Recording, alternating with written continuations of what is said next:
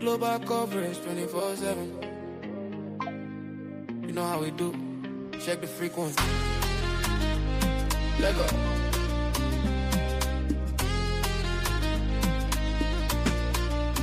Let go. From the street of 1819, the story start to grow. Obinwannem LLC, they said the thing in motion.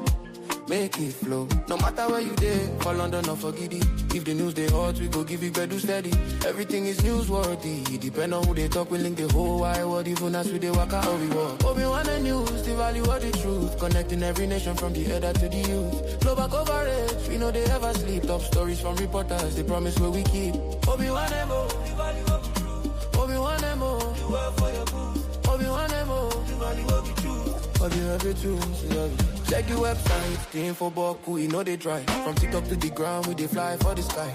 If you want the real, you don't need to look elsewhere. We link the globe together, showing love and showing care. 36K followers, the community they large. Obinwannem News Network, you know say we they in charge. Whether na WhatsApp or you follow for Facebook, open your eyes or come and take a better look. Every corner of the world, we link on with a vibe. Authentic reports, now that one be our tribe. Obinwannem News, the value of the truth. Connecting every nation from the elder to the youth. Global coverage, we know they ever sleep. Top stories from reporters, the promise where we keep. Obinwannem.com, the world is watching. Everywhere you go, we go there. True value, no fake news. Oh. Obinwannem.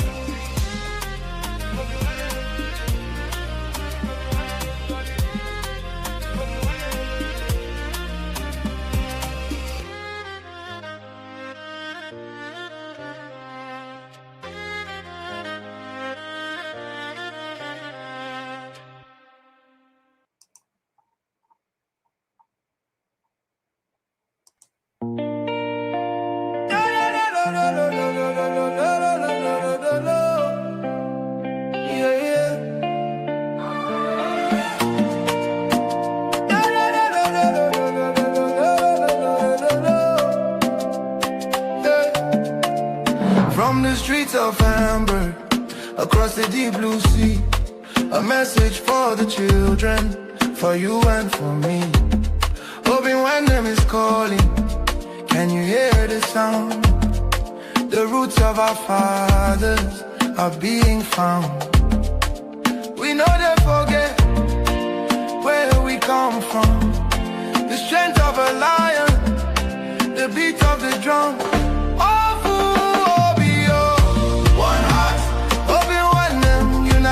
We achieve restoring the culture, that's what we believe.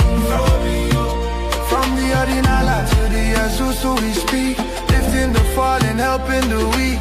Obinwannem Worldwide, the movement is here. Igbo global, raise your head high. Our Minala will never, ever die.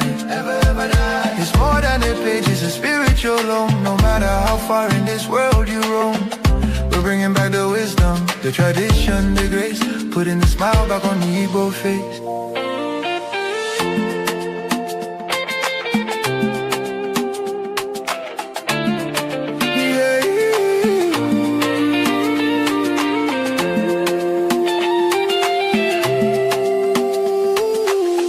A high energy. Please.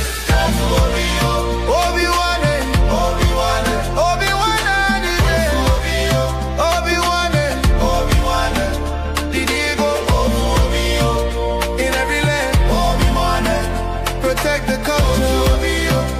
It's in our hands.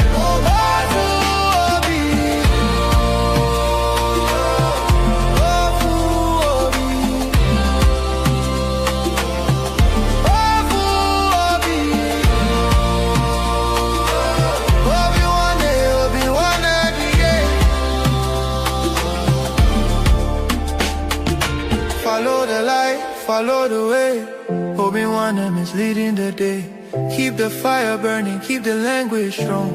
This is where we all belong. Again, it fades out with a final celebration.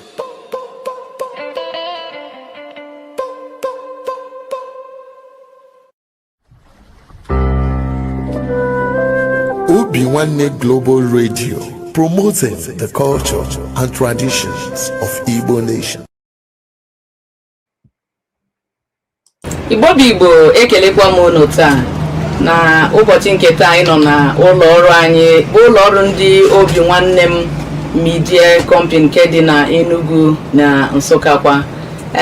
Tata o nwere nnukwu nna anyị na ya nọ tata ga-akọwara anyị ọtụtụ ihe nke ndị anyị kwesịrị ịma na ihe ndị anyị ga-esi na ya wee mụta ihe n'ala Igbo bụ ihe gbasakwara omenala na ka obodo si wee dị. Mana tutu anyị aga n'iru, aga m ebu ụzọ ka nkọwa onwe m wee metụkwanụ ọjị maka na Igbo nwere usoro esi aga. Mụ onwe m nọ na n'olu ya bụ Ada Nsukka. Aga m nwere ọjị anyị nwere ugbu a anyị ga-ebu ụzọ chere nnukwu nna anyị ọjị. Ya mere na ka m burugodo ọjị bunye nnukwu mmadụ anyị na ya na ebe a ka o chere anyị nna anyị ukwu. Nna anyị enwetakwa ọjị ka ichere ndị bịara be anyị. Igbo bụ Igbo, ekene m unu. A na-asị ọjị ọha maka eze His Royal Highness Igwe Dr. Ambassador Patrick Chukwuemeka Okolo. Chineke sị anyị bụ na Hibru anyị were na-ekene ọtụtụ ihe anyị asị. Ọgwa ya ka m ji n'aka na-akpọku ozi chite oke abịama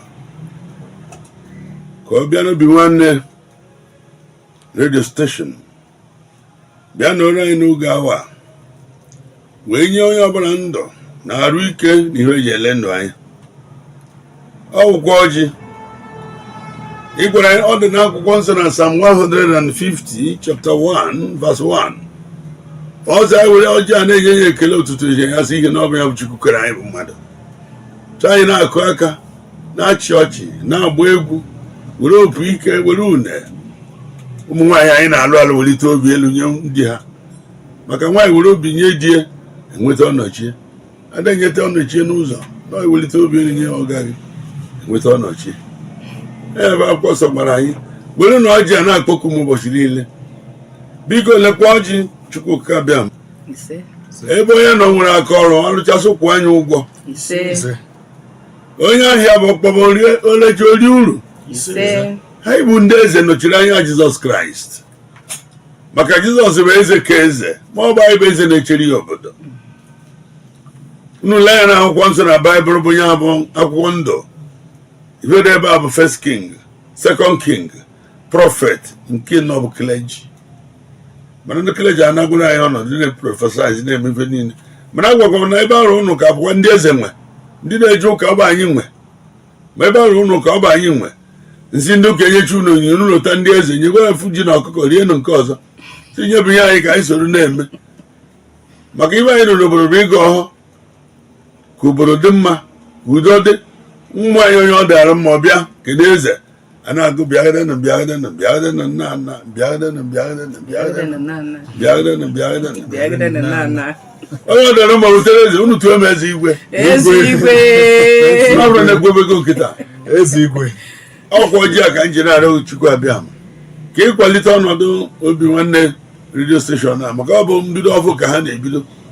Vuere ụzọ kpere hazi ndị nchụchụ ama bịa ebe ha nọ, ndị njụ, ndị ụnyere ala aka ga-ebi ihe n'ala. Ya ọ na ha kwuru egwu niile ga na-anụ ya. Enyemaka ga na-esi ebe dị iche iche abịa wee kwado ha ka nwee ike kwụzido. Na-arịọ na Naijiria anyị nọ n'ime, biko ndị na-achị anyị gbaa ha ume, nye ha amamihe ka elekwata ndị a na-achị. Agụ egbugo mana na Naijiria abụghị ihe ziri ezi. Ma Chineke fụrụ Naijiria n'anya, nye anyị ikuku anyị dị iche, ala anyị dị iche, mmiri anyị na-anwụ dị iche. Ife niile anyị na-enwe Chukwu fụrụ anyị n'anya, mana ndị na-achị anyị achị isi afụtara ebe ha nọ. Biko tinye akọ na uche ka ha lekwasị ndị a na-achị anya. Na-arịọ ka na anyị ga-ata ọjị a n'ụtụtụ a, tata ndụ, tata nghọta, maka nghọta ka bụ nke mbụ. Maka na nghọta na okwu amada na Naijiria, okwu amada dị na nwunye, ọmada nwanne na nwanne, mana ihe na-eso okwu bụ aghọta gị. Na-arịọ ka na anyị ga-ata ọjị a n'aha gị site na Kraịst onye nwe. Ekele m unu. Igwe eze Igwe one of Nsukka. Ekele m. Ekele m.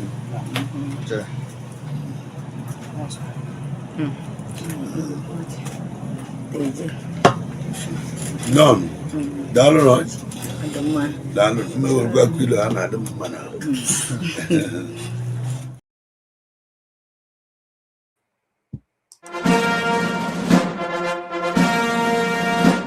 The American veterans of Igbo descent, EVI, cordially invites Ndi Igbo, friends of the Ndi Igbo nation, community leaders, professionals, veterans, business owners, students, and the general public to attend its highly anticipated 2026 annual conference. The conference theme this year, 2026, is Makodi Ndi Igbo for the good of the Igbo people. Scheduled October 9 through 11, 2026 at Premier Event Center, 3520 Breckenridge Boulevard, Suite 106, Duluth, Georgia, 30096 USA. The historic gathering will feature distinguished leaders and respected personalities from Nigeria and the United States, including Dr. Alex Oti, Executive Governor of Abia State, Nigeria, Representative Gabe Okoye, member of the Georgia House of Representatives, USA, and Mayor Joseph Chukwueke, Mayor of the Woodland, New Jersey, USA.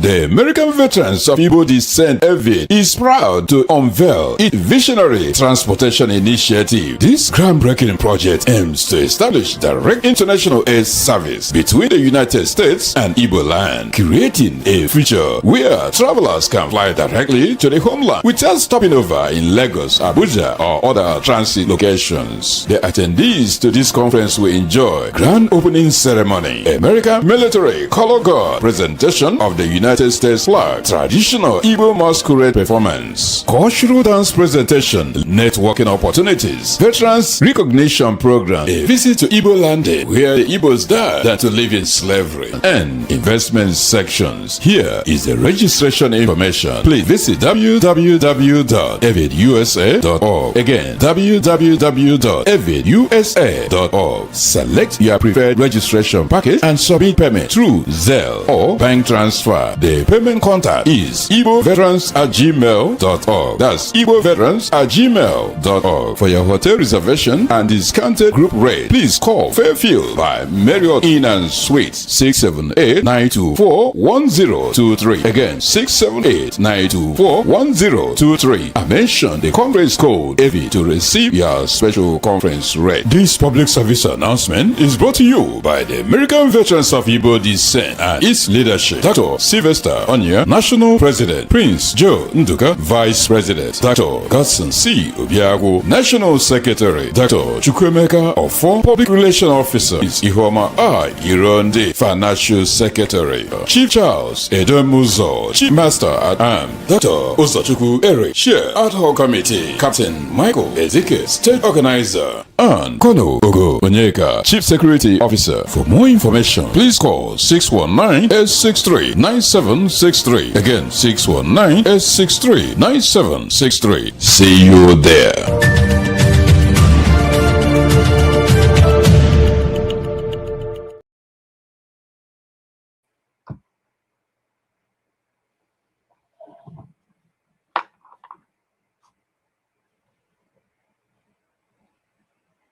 Igbo mụrụ nze m ọzọ ekene m ọnụ.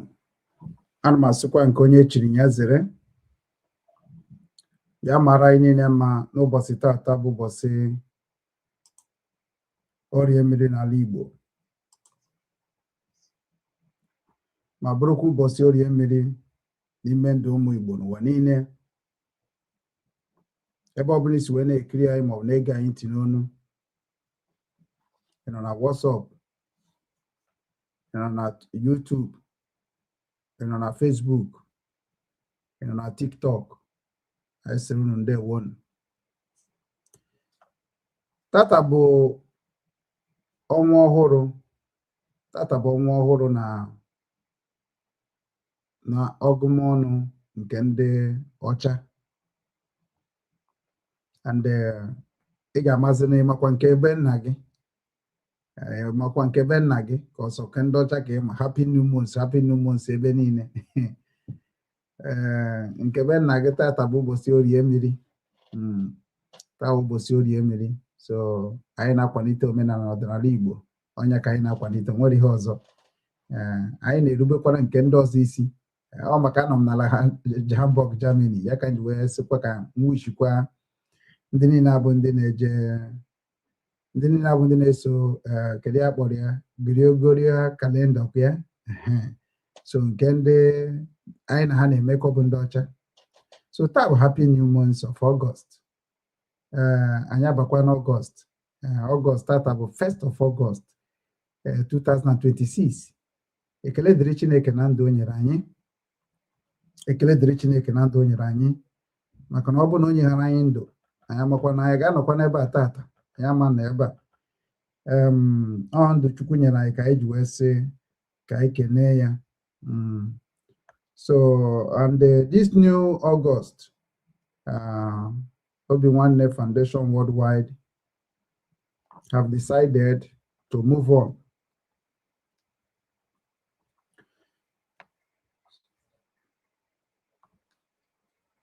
I took I man a voice I and put off my son, I put off man on Facebook. I hope so. So this new month of August, Obinwannem Foundation have decided to move on to make sure that I got about Ijimakia with Igbo Obinwannem since 2019. So Obone Bonye nke na bom na phone as nature join Obinwannem and chọrọ join kwa na ife na-eme ka mgba mbọ fụ na be anyị makwara ife ha kwesịrị ịmara. Then oge ahụ erugo Ọgọst a kịta na anyị anabatabago ndị mmadụ ma ndị ọfụrụ ma ndị ochie. Oge na-adịrị anyị ga-eweta link, anyị ga-ewetakwa link ọnụ ga-eji na-abata na WhatsApp ka anyị bidokwa ebe anyị kwụsịrị. Mana ndị Igbo si n'oge ya daka nka na-egbu m agba ewu na-enyego m nsogbu too much. Ịma na ihe ji wee rapụ unu sometimes ka onye ọbụla jefụkwanụ ka ụwa dị maka na ọ bụrụ ha na-agwa unu about me bụ ife mbụ anọdụ m mma alike m ka unu si wee jekwaje matachakwa ihe na anachi atakwazi ọ bụ ihe dị mma. Ndị be anyị si na-ewere aka nke a tie nwata iwere nke ọzọ dochie ya azụ ya onye gosi dat na anyị bụ ofu maka ị na-anụ Obinwannem ofu obi Obinwannem ofu obi chee na ọ bụ for fancy ọ bụrụ for fancy o nwere ife anyị menwuru onye ka eji etu anyị afọ ahụ. So anyị ada achụpụ anyị na-anabata ana ọbịa ọbụla ị nọ ndị dị na TikTok ma TikTok kwuru si esozi m na ọ na-atụkwa m ụtọ. Nwere every program anyị mechara na TikTok anyị hapụ inweta ihe dịka ebe 20 followers ọ na-adị mma ọ dịkwa oke ọdago maximum 14 followers or 10 followers ọ dị mma. It shows that ndị ahụ na o nwere ihe ha like na page ahụ maka mmadụ ada anọkọta like ihe ọ like afụbeghị m ihe oles ndị na-egoro viewers dịka ndị content creator ha na-achọ viewers ha ya egoro ife ebe ha na-achọ viewers ọ dịka asị na viewers bụzi onye nwabie ga-eme gị ka ozi ọma gị gaa n'iru.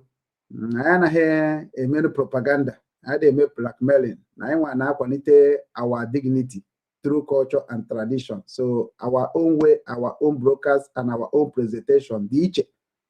So I'm asị ndị TikTok jisie n'ike anyị nwere mission anyị ji bịa TikTok anyị nọ na YouTube and Facebook mana ndị ile anyị juru eju na Facebook and TikTok and Facebook YouTube ndị ile anyị juru eju ndị ilo ndị Igbo ndị ilo omenala ọdịnala Igbo ha juru eju mana m ga-emerikwa fa ha nọkwa m die agbatara n'ọsọ ha esi ya ga-asị m na mbụ sabotua na mbụ 419 na mbụ fraud na mbụ this. That is the only thing they can talk and that is the final. Ha jere ụra ha ma metụrụ maka ha ma bịa na Hamburg metụ maka ojenikwu nne m ojenikwu nna m ha ma ntara nwunye so ebe ha nwere ike ikwudobe ya bụ na social media oge so onye ka anyị ji wee gwa gị na anyị karịrị social media ya anyị na-eme bụ ihe on ground ihe natural ihe reality ihe say that na mbe fraud ị bịa gwana m ebe fraud rụ nwanne gị ma nwanna gị so isi na mbụ onye ori gwana m ebe m zuru nwanne gị ori esikwa na m bụ enemy of ndị Igbo gwana m reason nji wee kwuo na m dị enemy of ndị Igbo. Everything ahụ na-ekwu abụ m ya ọ bụrụ na m abụrụ ya mma na-apụta na social media m ga-agba ọsọ maka ịhụ na-achọ ọkụ nụchụ na m ka a sị na ya achụnago Obinwannem anaghị na pray to God who made me. You ga-emenwu ihe dị na Obinwannem ịma menwu ihe dị na nwa Okechukwu ugwu ịma menwu ya. Why? Because I'm a serious person. I'm a person that know what I want. Consistent.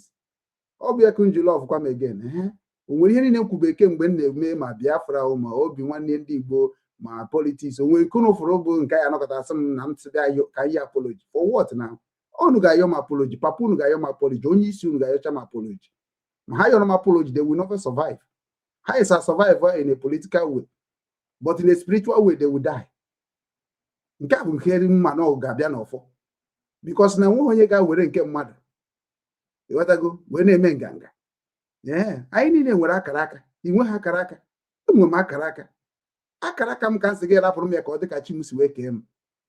Ọkwa ihe Obinwanne na-ekwu onye biri ibi ebiri onye ukwu biri onye nta ebiri ka ezi onye si na onye nwa kacha mma ihe ka onye ịma na ọ bụ ebe ịmadobere ka onye ọzọ bidoro.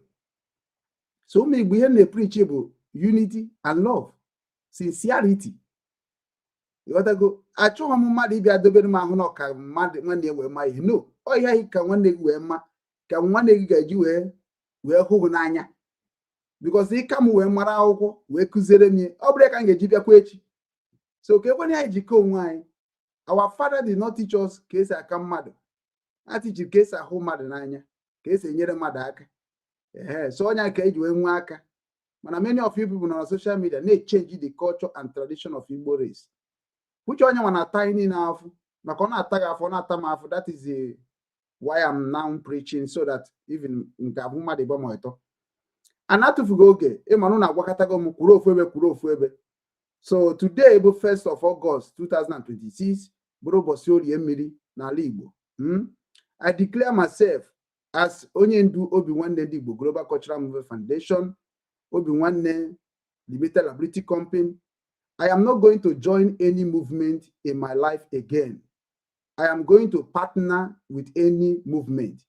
Obinwannem Foundation is a legal entity registered in Ukraine and Nigeria, and I'm going to use it to run and to help and to support Igbo Nation. So anybody that is supporting Igbo Nation, I'm going to work with you with all my heart and with all my team. And we are going to be bringing everything concerning Obinwanne on Obinwanne platforms. And very soon, we are going to fly all the flyers of the executive directors and board directors and stakeholders of Obinwannem Foundation Worldwide. So if I name maybe Maranya, we started in 2019. That is when we registered it. Until today, Obinwanne is still running and active. So now, if I'm going to if you get you water, exactly why you join Obinwanne Foundation. Any organization non Igbo, especially foundation, political group, we are going to write you people official letter to work with you. And any people that doing agitators, like all the agitators leaders, agitators office, we are going to also write you official letter about who we are, and we are willing to work with you. So, anybody or without agreement signed by Obinwannem Foundation Worldwide. So, because government have recognized me both home and abroad, and I'm willing to work and serve my nation. That is Igbo Nation. I recommended Igbo Nation more than any nation in the world. Igbo Nation is my dignity and my career. And I'm going to work in anybody as an Igbo, an Igbo man. So I'm not going to work in anything. Igbo Nation. And I will make sure that any tribe or any group or any people that are going to enter Igbo land must come from my office, an office of Obinwanne Igbo. Why? Because now I am being obodo Igbo where chop down with here and men obodo Igbo got to come to Igbo. Yeah, I got to do Igbo before they care. I don't care for any other thing. So Obinwanne Foundation, my group, which are we are together. Obinwanne Islamize Igbo and the Christianity Islamize before. We will not agree. I am if I name when they do Obudai. We are going to work with everybody. If we get as far as the foundation registered in Nigeria, we told you want to register in Nigeria. We are going to work with you. We are going to come to your office. And I got them mark every organization on a level office.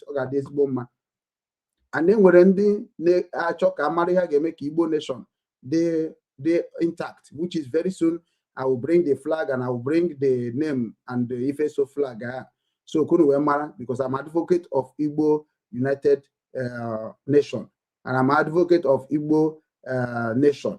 So automatically, if Igbo since 2019, sọmụwa bụ onye na-ekwu ka Igbo dị mma ma culture ha ma tradition ha. So ife na-eme abụrụ ka ndị nke agbara ọhụrụ kịta fugoro ụzọ ịmana onwe ndị fugoro ụzọ ị na-akọ na-akọ n'ala ndị a furu ụzọ na ọ bụrụ ha ka na-agbara mbọ ndị na-agbara mbọ ụmụ m na ụmụ m maka ama m na oge na-adịrị anya otu anyị unu na-akpọku na ahụ na nwụọ onye ọzọ anọchikwa maka na ọ ịpụ ha na onwere onye na-eche onwere na-akụrụ gị aka n'ụzọ gị pụọ gị nwụọ ka ha pụta na ị na-ewe maka ụwa dị ka otu esi agba bọọlụ agba bọọlụ etinye gị na timu ndị nọ na-asa gị n'afọ ebe na-agbagheri mana obi gị asa gị na ị na-atraịkwa ịghọtago. So mana ndị nọ na-akụ ya asị gị na kochi wepụzie n'onye a na wepụzie n'onye a otu a ka ndị na-eso gị na-asị gị Chukwu wepụ n'onye a wepụ n'onye a. So ịnwụ ha na ọ bụ nnukwute ihe ọnwụ n'ala mmụọ ịnwụ ha na ịnwụrụ like this ịnwụrụ like that ọkwa nnukwute ihe ọnwụ n'ala mmụọ. So anyị ga na-agwa unu na ọnwụ abụrụ ajọ ife ịnwụ oke na-echukwu ịgbaligo ọnọkọ onye na-agba bọọlụ ịghọtago ike agwụgị ya even ọ na-ayọzi Chukwu n'ime onwe ka ọ na-ayọzi kochi n'ime onwe bịa ewepụnụ m mana ọ chọghị iji aka asị wepụ ya ka ọ hapụ ebu na ike agwụgị otu a ka ụwa dị onwe ndị ike ụwa gwụgoro ọ na-ayọzi Chukwu gị ya ewerekwa m bịa were m n'ike agwụgwọ m ndị dịka Okechukwu ugwu ana m ewelizi aka elu ji staịl ewe n'aka elu Chukwu bịa were m ịmaka isi were nne na nna m bịa were m ịmaka isi were nwanne m nwoke bịa were m mana ewekwana m ka nke ndị ọjọọ ịghọtago bekọta abụrụ m onye ọjọọ arụrụ m gị ọrụ ọfụma onwegoro ebe mmejọ gosi m ya na mmụọ ka m wee bidogo n'oge wee taba afọ ya maka na ọ bụ ihe ọjọọ metere gị na-ata afọ ya afụfụ ị na-ata today bụ ihe ọjọọ ma nne gị ma nna gị metere. So o nwere nke a na-anọkọta asị gị na ekwena ka ihe nne gị na nna gị metere nwee gị afet ọ ga-eme gị afet yọskwa gị mene n'ụwa wichi nga na-akụziri unu ha bi. So n'otu a ka ọ dị. So na gị nwana nwoke dị ndụ kịta ndụ ahụ ịdụ kịta na nwere ike onwe onye na-ewe iwe na mmụọ si gị pụtazie n'ịma ha agba pụta n'ịma na-eme. So ị kwesịrị ịpụta n'ụzọ. So ndị anyị na-ebu ndị na-apụta na soshal midia na TikTok ha rapụ ịdị na-ekwu ka Igbo ga-esi dịkọsị ọnụ ka anyị ga-esi wee nweta politishan anyị accountable hold them accountability wee gbara ihe ga-emenu ka anyị dịba mma n'ọba anyị ahụ bụ ya na-ekwu okwu ị bịa na soshal midia na-akọ individual ọnụ individual cannot do anything in the politics. Onye ka m ji asị unu Obinwannem ndị Igbo is a political solution. We believe in politics, we believe in negotiation, we believe in a round table discussion. So we believe in ceasefire. We believe in unity. Obinwannem believe that we don't believe in violence, and we can never believe in violence. Everything can be solved by unity, and that is what Obinwannem Igbo Global Cultural Movement Foundation stand for. So I can work with all the politicians. I can work with all the Eze Igwe. I can work with every organization that's seeking for the good of Igbo nation. So no one kpatara say no onye ọbụla bụ onye nke feel that na enwere nwe mara ife oge eme ka ala Igbo dị mma jisi ike because na ihe dị n'ụwa na atra igokwanụ m ime ka ndị be anyị mara na ọ bụrụ na ọgụ na mgba ịghọtago. So ntụ ya dị kịta na anwụ iche ka echegoro onwere ihe na-emepụta na be nna gị jugoro onwe ihe na-emepụta ịfọ na ekwesịghị ịpụ ka onye ọzọ bata ka onye ka gị mara ihe ụwa bata ewere. So ụmụnne m na ụmụnna m bụ ndị nọ na soshal midia ụnụ mana oyibo adịrọ mma n'ọnụ asụsụ Igbo ka m ji wee karịsịa. So m ga na-agwakọ ya agwakọ onye ọbụla m asụta na ya were nie mana mụ ama m bịazi kịta ka m gbugbo onwe m maka na ndị Obinwannem stakeholders ama m na ihe m na ha kpara bụ ife m ga na-eme ma afụzi m ebe m na-akọ mmadụ ọnụ according to them mana inwe ha n'ihe ọbụla lọya nọ n'ime ya enyebeze rules and regulation guideline maka na mgbe m na-apịawasị ndị mmadụ azụ bụ mgbe m ji aka m na-arụ n'Obinwannem onye ọbụla na-edobere m aha ịma na onwe ndị che ka Obinwannem daa ịghọtago mụnwa na-akụ ya with my money with my knowledge with my time. So onweghị onye nwere ike ịbịa gwa m ihe m ga-eme ma ịda support ihe Obinwannem na-eme because Obinwannem for everybody, Obinwannem for Igbo niile, Obinwannem for ala Igbo, Obinwannem for security of Igbo land. So amara m ihe ụnụ na-agbara Obinwannem ọsọ ọ bụrụ organization bụ fake ụnụ amakpuo die ọ bụrụ organization na-amaha left and right ụnụ amakpuo die mana nke Obinwannem ụnụ mana ọnya bụ ejesi agwụ nke abụrụkwa nke Europe na-amaba efu ndị Modopa na-amaba na kọntrị mmadụ migrant ibuge iche mabata na Obinwannem a ga-enyocha gị ọfụma nyocha gị jụọ gị aha gị jụọ gị ebe isi jụọ gị obodo gị jụọ gị ihe na-arụ jụọ gị ụmụ ole ị mụrụ jụọ gị dị single ka ị dị married jụọ gị ihe ọbụla ị na-arụ ọrụ gịnị ka ị chọrọ ị na-arụ a ga-ajụcha gị because we work with government ọ bụghị anyị na-eburu profile anyị na-achọ ka anyị jee nọta gọọmenti our right as a human rights activist or as a philanthropist as a charitarian anyị jezi ebe anyị na-asa aka mba onye ọbụla chọrọ ịrụkọ with government they need what you want them to do for you. Ị ga-enye ndị gọọmenti ị chọrọ. Anyị so na ndị na-anọ na social media wee na-akparịzi gọọmenti, anyị achọrọzie. So na onye ọbụla bụ onye nke nọ na social media na-eso Obinwanne, it is time for you to join Obinwanne Foundation, join Obinwanne ndị Igbo.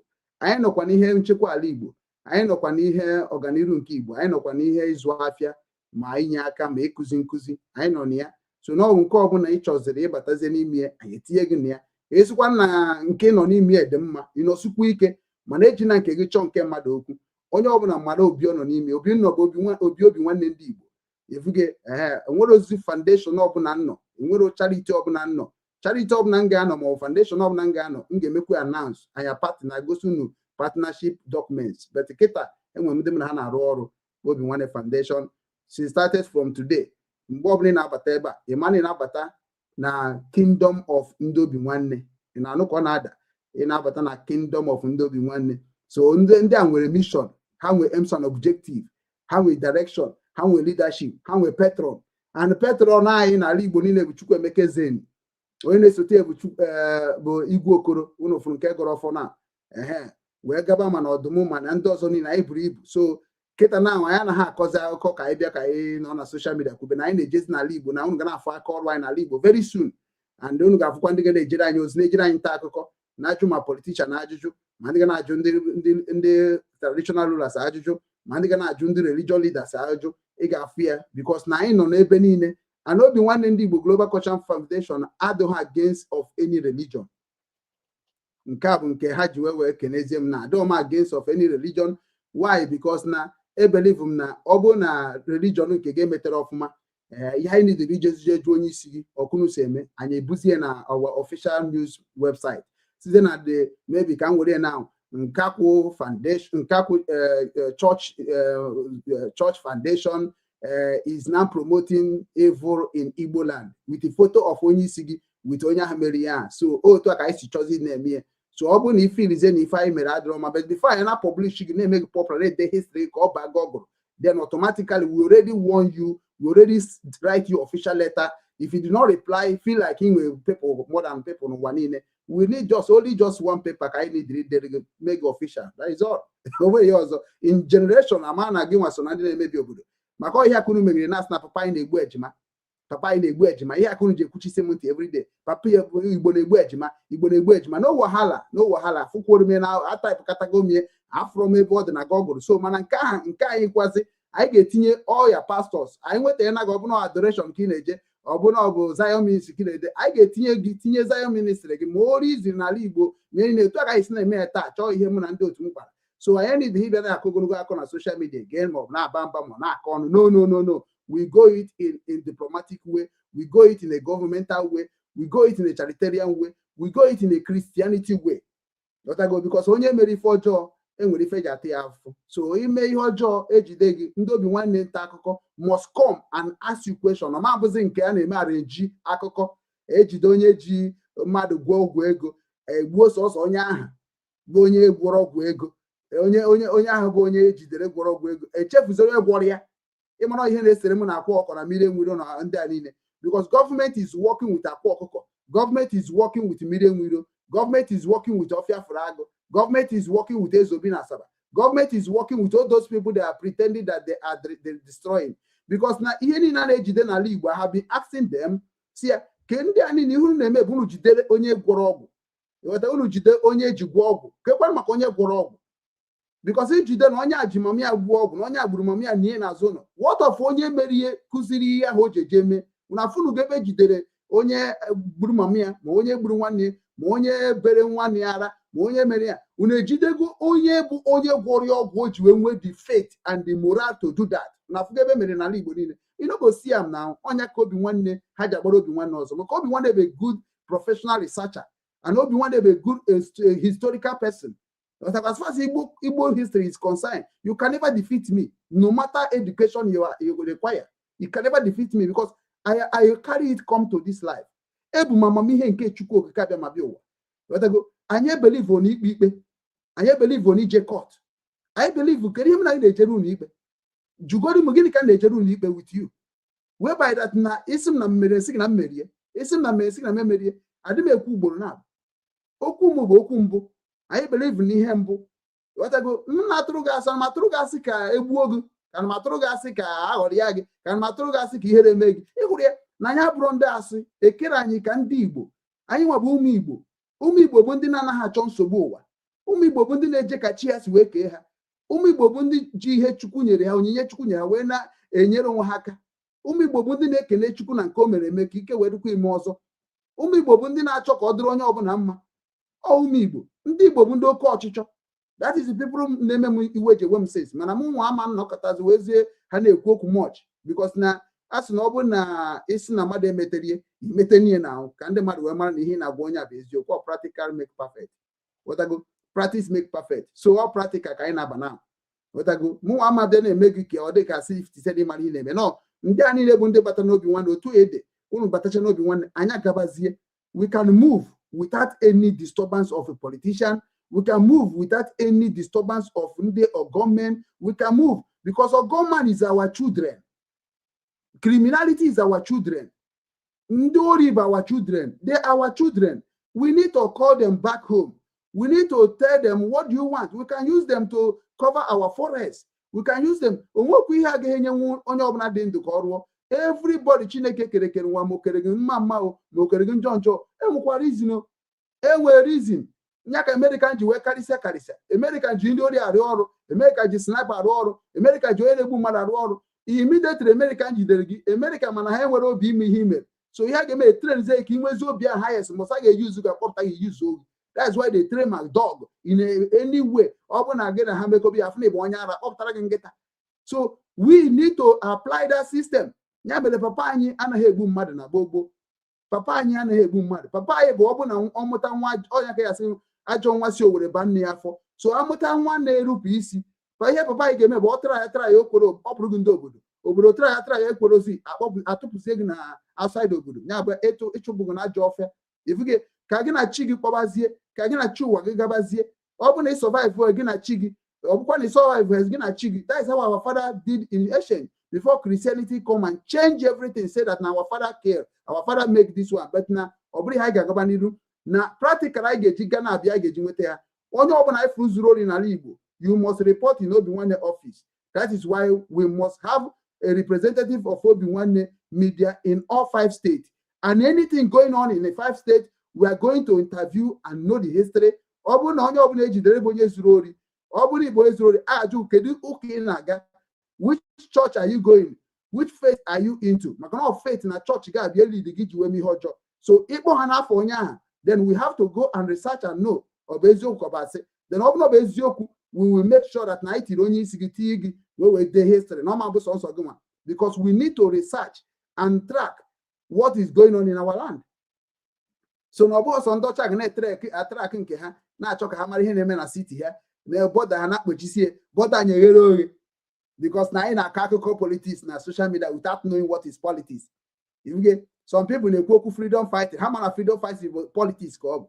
A pure politics. Man, if they are just saying no, I never freedom fighter. We know they do politics. We know they do business. They are liars. They don't understand what they're talking about. I am in hammer left and right here now.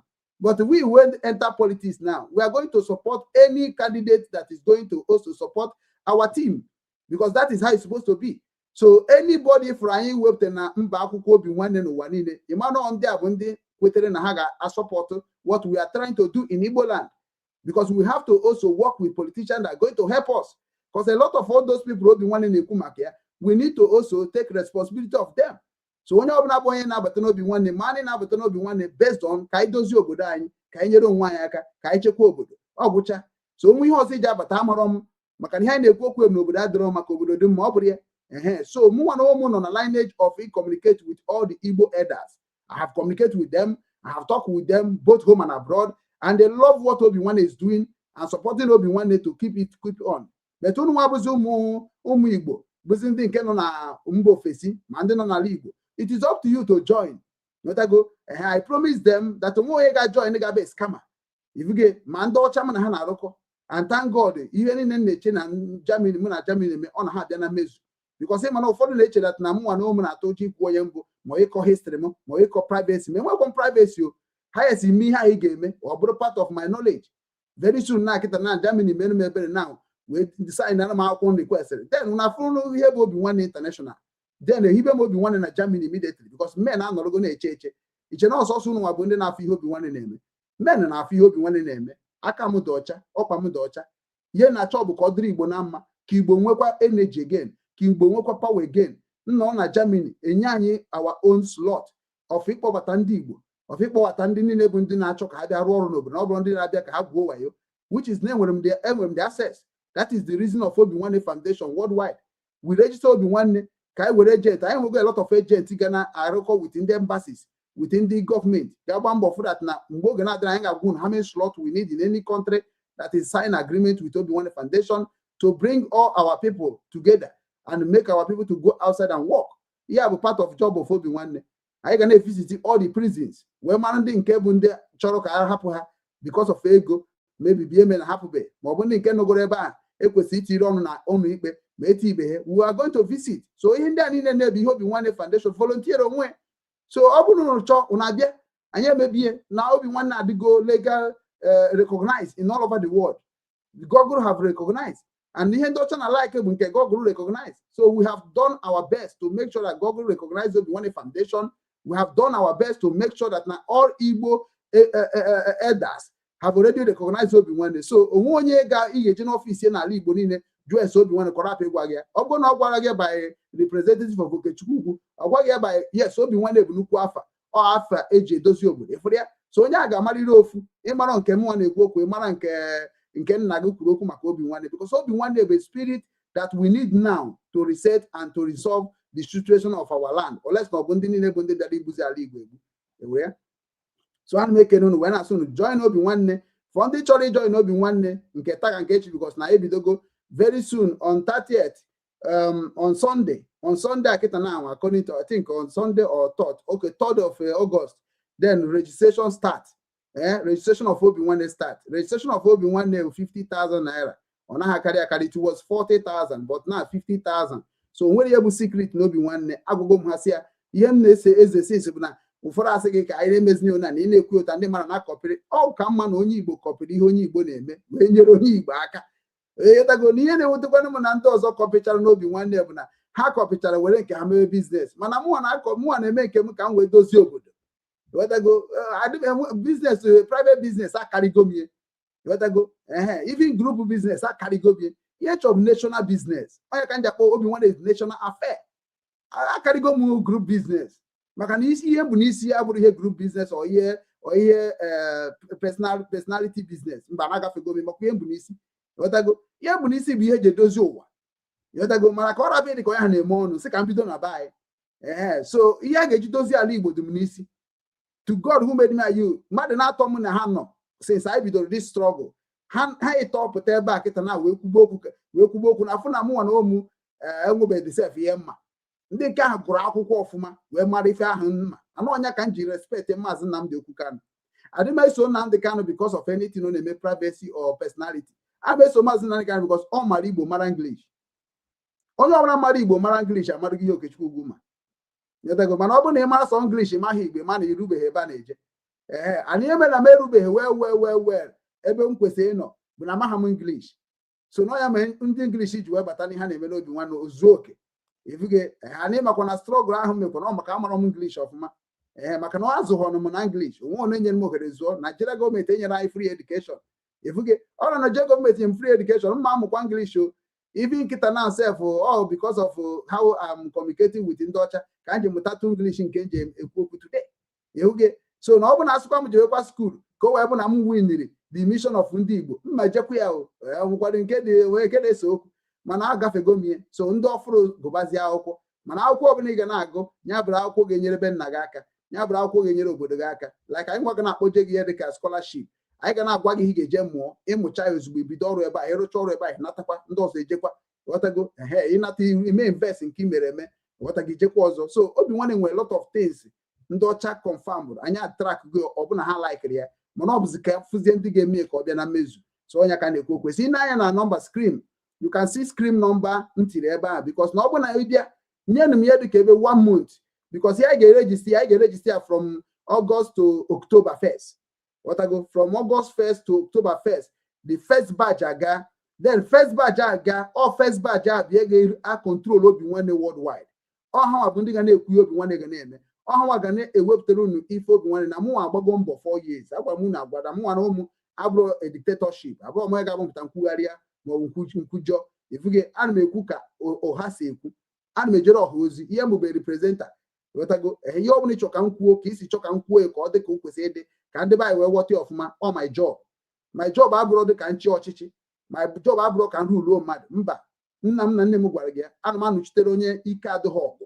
Ọ bụ na like mfụna na-emegbu gị emegbu na onwe ndị na-emegbu maka na ha gụrụ akwụkwọ ọ na ha ka gị nwe ego kpọọ Okechukwu ugwu ka m destroy ya fa 1 minute.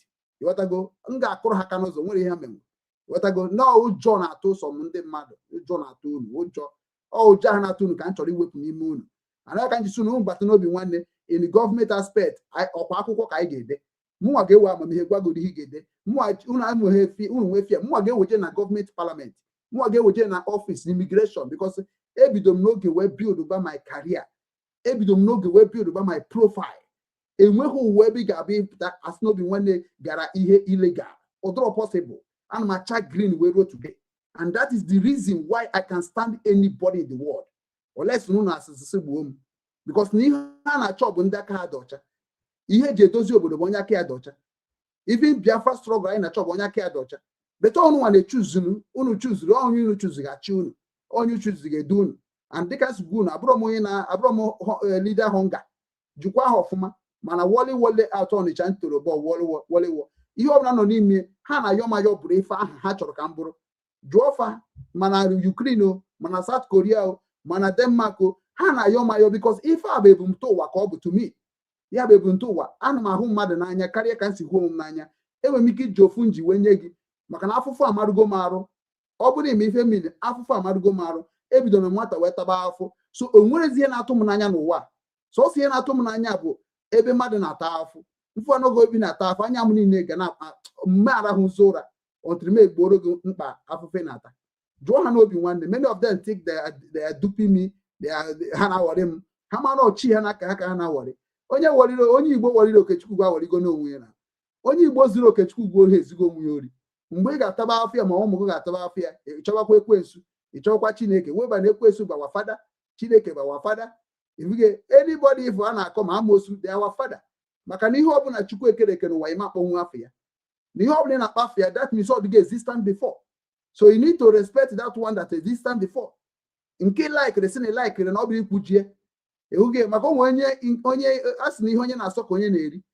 Wetago so nke ahụ na-ekwujọ nwere ike o nwere onye na-ejere ozi like otu a na-ekwujọ Jizọs Kraịst ụfọdụ na-ewere ndị mmadụ iwe ị na-ekwujọ amosi ụfọdụ na-ewere mmadụ iwe ị na-ekwujọ God ụfọdụ na-ewere ndị mmadụ iwe so ihe niile abụ Chukwu kerie. So if you understand what meaning of ofu obi means that aka ni na aka ekpe bịakọtara ọnụ ha bụrụ ofu nyere onwe ha aka that is ofu obi for you. So ana m ayọ unu niile bụ ụmụ Igbo bụ ndị ihe ọma na-adị mma bụ ndị chọrọ ka udo dị n'ala Igbo. Unu abịaza na-asị kedu ha ga-eme ka ala Igbo dị mma. I have what it takes to rebuild Igbo land under 1 year. Na ọ bụrụ na China bata n'Igbo and na ị ga-carry everybody along by the structure of the way simple structure a ga-eji wee ga all the foundation registered in Igbo land must be registered in one umbrella. Ọ bụrụ na Igbo nation ka a ga-eji move then every foundation will come on under one umbrella of Igbo nation. Ọ bụrụ na Biafra nation ka a ga-use mana every organization will be coming under umbrella of Biafra nation. Nobody will have monopoly to destroy anybody or to talk against anybody or to hide any secret of their own organization to anybody anymore. If ọbụla na-eme ị ga-report to ndị Igbo and enweghị palace ọ ga-abịa but it's not ka Igbo no. Every ngwu niile nọ n'ala Igbo must go back to their father ngwu. From there iburu akabe ọfọ akabe eze bataba onye ọbụla bụ akabe ọfọ Igbo niile. Every Igbo youth bụ ọfọ onye ahụ bụ eze ọfọ. From my research and from my knowledge and from my spiritual afọ ụwa mgbara onye ọbụla bụ nwoke Igbo bụ eze na edobekwa etu a. Onye ọbụla bụ nwoke Igbo bụ ọfọ asasị bụ nwoke n'ala Igbo na ịbụ agbụrụ Igbo na ịbụ Igbo ịbụ ọfọ maka na ọfọ na-eru eru. Ifuge nwanne gị nwoke nwụọ nkịta ọkpara gị nwoke ọ gị nwa bụzi ọfọ ọkpara nna gị nwụọ ọkpara bụzi ọfọ so ọfọ na-eru eru. Nwoke ọbụla nọ n'ala Igbo bụ ọfọ nọọsụ ọfọ mazi onye bie mana enwe ndị zọbaziri ọfọ ahụ azọba were na-anụ ọgụ were na-egbu onwe ha. So that is the reason why o ji dize ka mmụọ na-edu ọfọ anana. Ifu ụdị ọfọ akwa ọkụkọ na-akụ, ifure ọfọ igote osisi ike akwa gbụsị ọbara na-agụju na ya ha bụrụ ọfọ na ya ha bụrụ ọfọ anaghị awụsa ọbara n'ọfọ. Unless no ka ndị Anambra sa akụ ọfọ nke ha, which is Obinwannem Foundation will begin to research very soon. I ga-ejite ma ụbaje jụcha papa akwụkwọ ọkụkọ kedu ihe bụ ọfọ na ọba, kedu ihe eji mara ọfọ, what is original ọfọ na fake ọfọ. You people will know a lot of things from Obinwannem Igbo TV. So follow, and the ihe just ka I join the foundation ka I na-ejezi with the protection of authority of government of all over the world, because now you already name without organization, without authority of government, it is like illegal. And here will not be illegal. Police and anybody will stop you. And I don't want it in anybody that will hand and run over. Because you hate tribunal with them from mama, more from papa, more from oyemu. Ya can you know that kwado hofuma. If you get obuna organization in them pachagoro wero na hand no my structure. Things will not be going wrong or going way or on aga today. Man in the neni wite, in the neni water. What I go? Makene yes neni wite, obanyoku.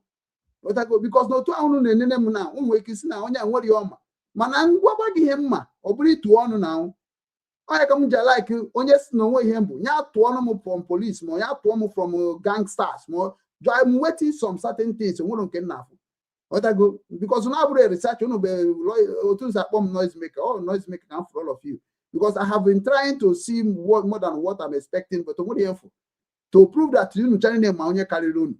Ọ bụrụ ibe na social media na-eche ofu onye na-eto na-ekwu maka ya, it doesn't matter. Onwe onye ga-afọ onye na-ekwu maka mụ maka gịnị ihe m mere. I shut her down. Don't talk about me. Even if you talk about me, we'll make it against you. Maka onye ka eji wee tuo marụ si na-egbu na-enye enyi. Na go that story before. So ekene mụ bụ m Igbo bụ ndị nke na-esonye n'ihe ha na-eme, bụ ndị nke na-like kwa na comment kwa na through TikTok and YouTube and Facebook. Jise na ike na ihe na-agwa onye ọbụla bụ onye dị ndụ n'ụwa kwụba aka gị ọtọ. Ịkwụba aka gị ọtọ ga-abara gị uru. Anyị na-abata n'obi nwanne ofu obi family. Ị ga-agba mbọ fụ na ịbụ onye eziokwu. This is our priority. Ị ga-abụ onye eziokwu. Ị ga-abụ onye na-ahụ nwanne gị n'anya ka isi hụ onwe n'anya. Ị ga na-enyere nwanne gị aka mgbe ọbụla ọ dị ya na-akpa iji n'aka. Ifuge, and ị ga-agba mbọ fụ na ị daa na ebe a na-akpa nkata kpagide nwanne gị. Obi nwanne ofu obi. Ka o si wee dị gị ka o si wee dị nwanne gị, ka isi wee chọọ ka nwanne gị si wee chọọ. Na n'ife na-ekwu, unu nwa bụ ndị na-achọ n'obi nwanne. Ndị na-achọ n'obi nwanne bụ ndị ọkada, ndị taxi driver, ndị a niile na-agba maid, ndị a na-agba boy, ndị a niile bụ ndị ọ na-atụ n'ọnụ, ndị mmegide, ndị agụrụ akwụkwọ. Unu ka m chọrọ ndị nke ọzọ ha jebe ebe chi ha kpọrọ ha maka mụ na ha ga-emekọ onwe, because m ga-edestroy ha, ga-eche na ha ka mara ịjụ ha sị na ha gụrụ akwụkwọ ha gụrụ fake life. Onye gụrụ akwụkwọ mụ na ya emekọ onwe much oles na onye gụrụ akwụkwọ ghọtakwa ihe Igbo na-akọwa, mana ọ bụrụ na ị gụrụ akwụkwọ mụ na gị ama emekọ onwe much, because you don't know anything about Igbo people. Ifuge ya kọwara Chema Chebe ma Chimamanda ihe na-akọrọ ebe a bụ I can take 10%, ndị ọzọ nonsense, because you people don't understand what education is all about. I get education change as history to a go back 100 years coming be got half change. Why can't you back maka ya gbasara okwu ana anyị na-ego cha na anyị na-ego na-elebi ndị anyị maro go na-change chafia ka uche anyị dịkwa n'ọkwa future suffering ka anyị na-create right now. Maka na ọnọpụtara na-asị Anambra State why eji wee nwa Anambra nwee Enugu nwe Imo na ya bụ British structure creation, but unu bidokwara again igoro and si na nke a bụ city state, nke a si na Akubeze state, nke a si na nke ụlọ change begokwu ya. Otu a ga-esi change Anambra bụbu ihe Igbo niile ji wee bi afọ jikọrọ anyị niile ọnụ before Anambra or something like that. So mana change gị Anambra, so ọ ka otu isi change kịta igoro ka mmadụ goro ala Anambra wee change ya Anambra. Otu isi goro wee na-abịa city village, bank ọzọ Akubeze, bank ọzọ gịnị ma Pan African state real estate. Otu a ka esi change nke ahụ na-asị British bịa mee gị ọjọọ. So gị wee sokwu na British maybe by changing the name of the ancient mark. So ihe ndị anyị ka Nnamdi Kanu ji wee tie mkpu si ka anyị chere na-ebịakọta ọnụ wee decide how we can now restructure and rebuild our home. Unu afụ ya na ọ bịara ime ihe ọma, tigbuo tụọ mkpọrọ, chọkwa ka unu gbuo ya dị, wee werezie some ihe o metere as a human being wee chọzie ka unu wee maa ya ikpe ọnwụ. No wahala, but na unu ga-emechekwa jiri aka unu wee confess ya at the end, because ihe ọ na-ekwu bụ ka anyị ga-esi bịakọta ọnụ ridobe ndị be anyị mugu, ridobe ndị be anyị wayo, maka na almost ndị be anyị kpatara ego wayo ka ha na-egwu. haji because na ọtụtụ ndị be anyị amara ife ọtụtụ ndị be anyị agụrụ history ya mere na Nigeria government could not put free education. Ọ bụ na Nigeria government and na-ekwu Nigeria government they listen. Everybody started from governor, senator, house of representative, chairman local government, councillor, youth leader. All of them are government of Nigeria we are talking about. Anything you plan to do Nigeria, they are going to be number one to catch. So, because many people who need freedom, they are making you to not understand who you're supposed to be fighting. Because if you're fighting those people who they say fight, you got for them on social media. How do you make content now? So in a Nigeria government, man, Nigeria government started from governor to down. Now your own kingdom, now your own state. So now if they say Nigeria need to end, but now Nigeria president, will make sense. Will make no sense. So now your manager can go and the bany, no come man Ijaka in nata. Jiraka you will say together here they are not buy.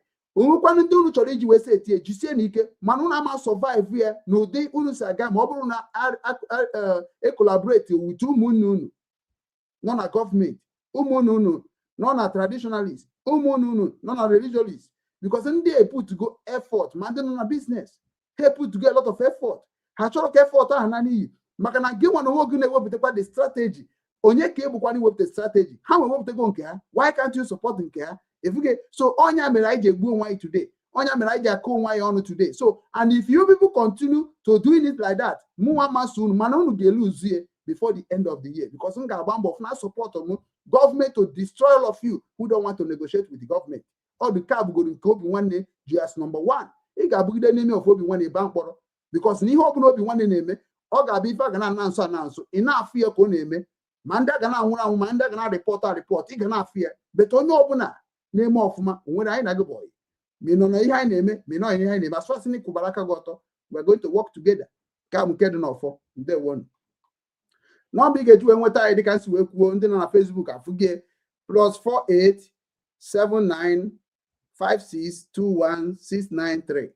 Maka ndị TikTok, no big eju enweta anyị bụ +48 79 56 21 693. Enwere ndị debugoro before mgbe m kpọburu before mana this time achọrọ m ka m mee ka Obinwannem dey correct like achọrọ m ọ dịbụ correct before mana achọghịzị m ihe ọ ga-abịa ejekọta n'ụzọ mmadụ agba ọsọ ị na-agba ọsọ we will announce you ịbịa na Obinwannem chepụ we will announce you ka ọ dị record that na ihe iji apụ biedo na ị ga-ede letter of resignation ka abụrụ ọzọ chepụ mepụba mba maka na ihe mere o ji dị ka ndị mara na-ekwuere n'ebe nnọgụ na enye m ha ya na privilege enye m ndị baya privilege maka aga m anagide nwe ihe ọjọọ aga m anagide nwe ihe ọma aga m anagide m castigation aga m anagide nwe ikpọ iyi ihe niile ebu m ebi ụwa so onwere nke ikwuru ga-ewute mana ihe stand nkwa nke m ga-agwa gị ma ọgwa mama gị ma ọgwa papa gị ọ ka bụ ihe eji wee karịsịa unu na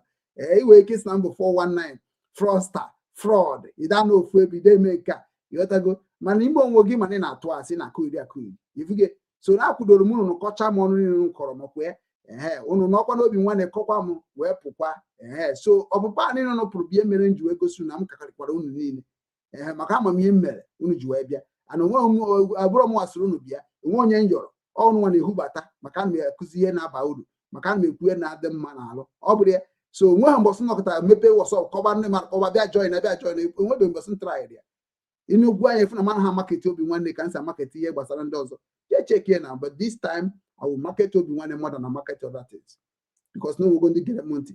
I'm going to be willing to help that vision to come to pass in Igbo land because that vision ọbịa na mmezu ndị ga-enwere onwe ha ga-aka nkọ ndị ga-benefit na ya ga-aka nkọ onwe onye ga-regret n'ọbara Obinwannem jụọ ndị ahụ bịatagoro pụọ apụọ I still challenging them they no fit come on social media for their face to talk nonsense against me they no fit enwe onye nọ n'Obinwannem n'ụwa ma ndị bịagoro be ma ndị nọ nwere ike ịbịa face to face to tell me anything ga-eme ka ndị ụwa mara that niile na-ekwu basị what is a challenge mana onye ọzọ ekwu ema nkwunwe organization ndị ọzọ ga-afịaghara ikwu because imepekwa na ifu ha eju maka na report ha jucha my table because onye ọbụla mana onwe oge ga-eru mgbe eziokwu ga-emecha pụta ire What I go, Ofia went, you have many men who Ofia went. Don't think that Ofia know they hear what you are talking. That's why I'm no one in there. If we get and everyone also only get only you only need to just a time. Magi one support to Magi one MMO. When the time come, I don't like it's not Macana one day can support it. No, you are going to suffer too. That's why I'm trying to make sure Nebemku. They both are very way chat almost the angel Kureba. Can I be made mistake engage you away? We shame men didn't believe in my wisdom or in my ideology. Because many people believe in my ideology. Mandy Sobermo 5 years ago, 10 years ago, 15 years ago, 20 years ago, 30 years ago. They are there. They are still watching me. They are still following me. Now TikTok I do man only in a mandem have in Ukraine. Mandem Hameri Obinwannem Igbo. Nsukka Igbo na Ukraine. Mandem Hameri IPOB. Mandem Hameri na South Korea. Mandem Hameri na Denmark. Mandem Hameri na Germany. Mandem Hameri na Igbo. Hancha they go na TikTok. They are here now. So Amazimo yega be kujom in a kujom ebe maju ebe kino we maram.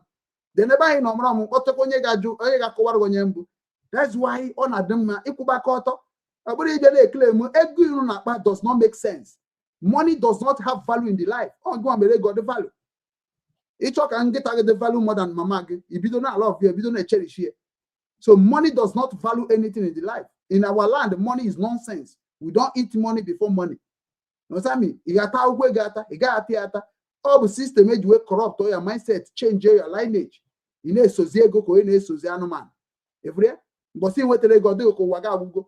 Manani na nna anyị mere ka anyị were aka na abụ wee na-akọ ọrụ ugbo wee na-azụ anụmanụ anyị na-ata anụmanụ hụrụ anyị n'anya gbogbo mana kịta ndị niile bụ ndị gụrụ akwụkwọ echenji chego the format ịbata na compound ị ga-afụnwuzi ebe a na-azụ ewu ha sị gị that thing is smelling that thing is smelling daddy I don't want it's smelling oruwechi ebute anụ ewu ịta zuo ma nke ezu na pot but when we are training it is smelling this chicken is smelling Baba why are you let's remove this in here because now have ndocha if you get then open up papa remove way kedebe papa ga esi nwetekwana ya ije goro ọkụ ka azụrụ azụ n'afịa ime ihe jesu ya ime injection agbagheri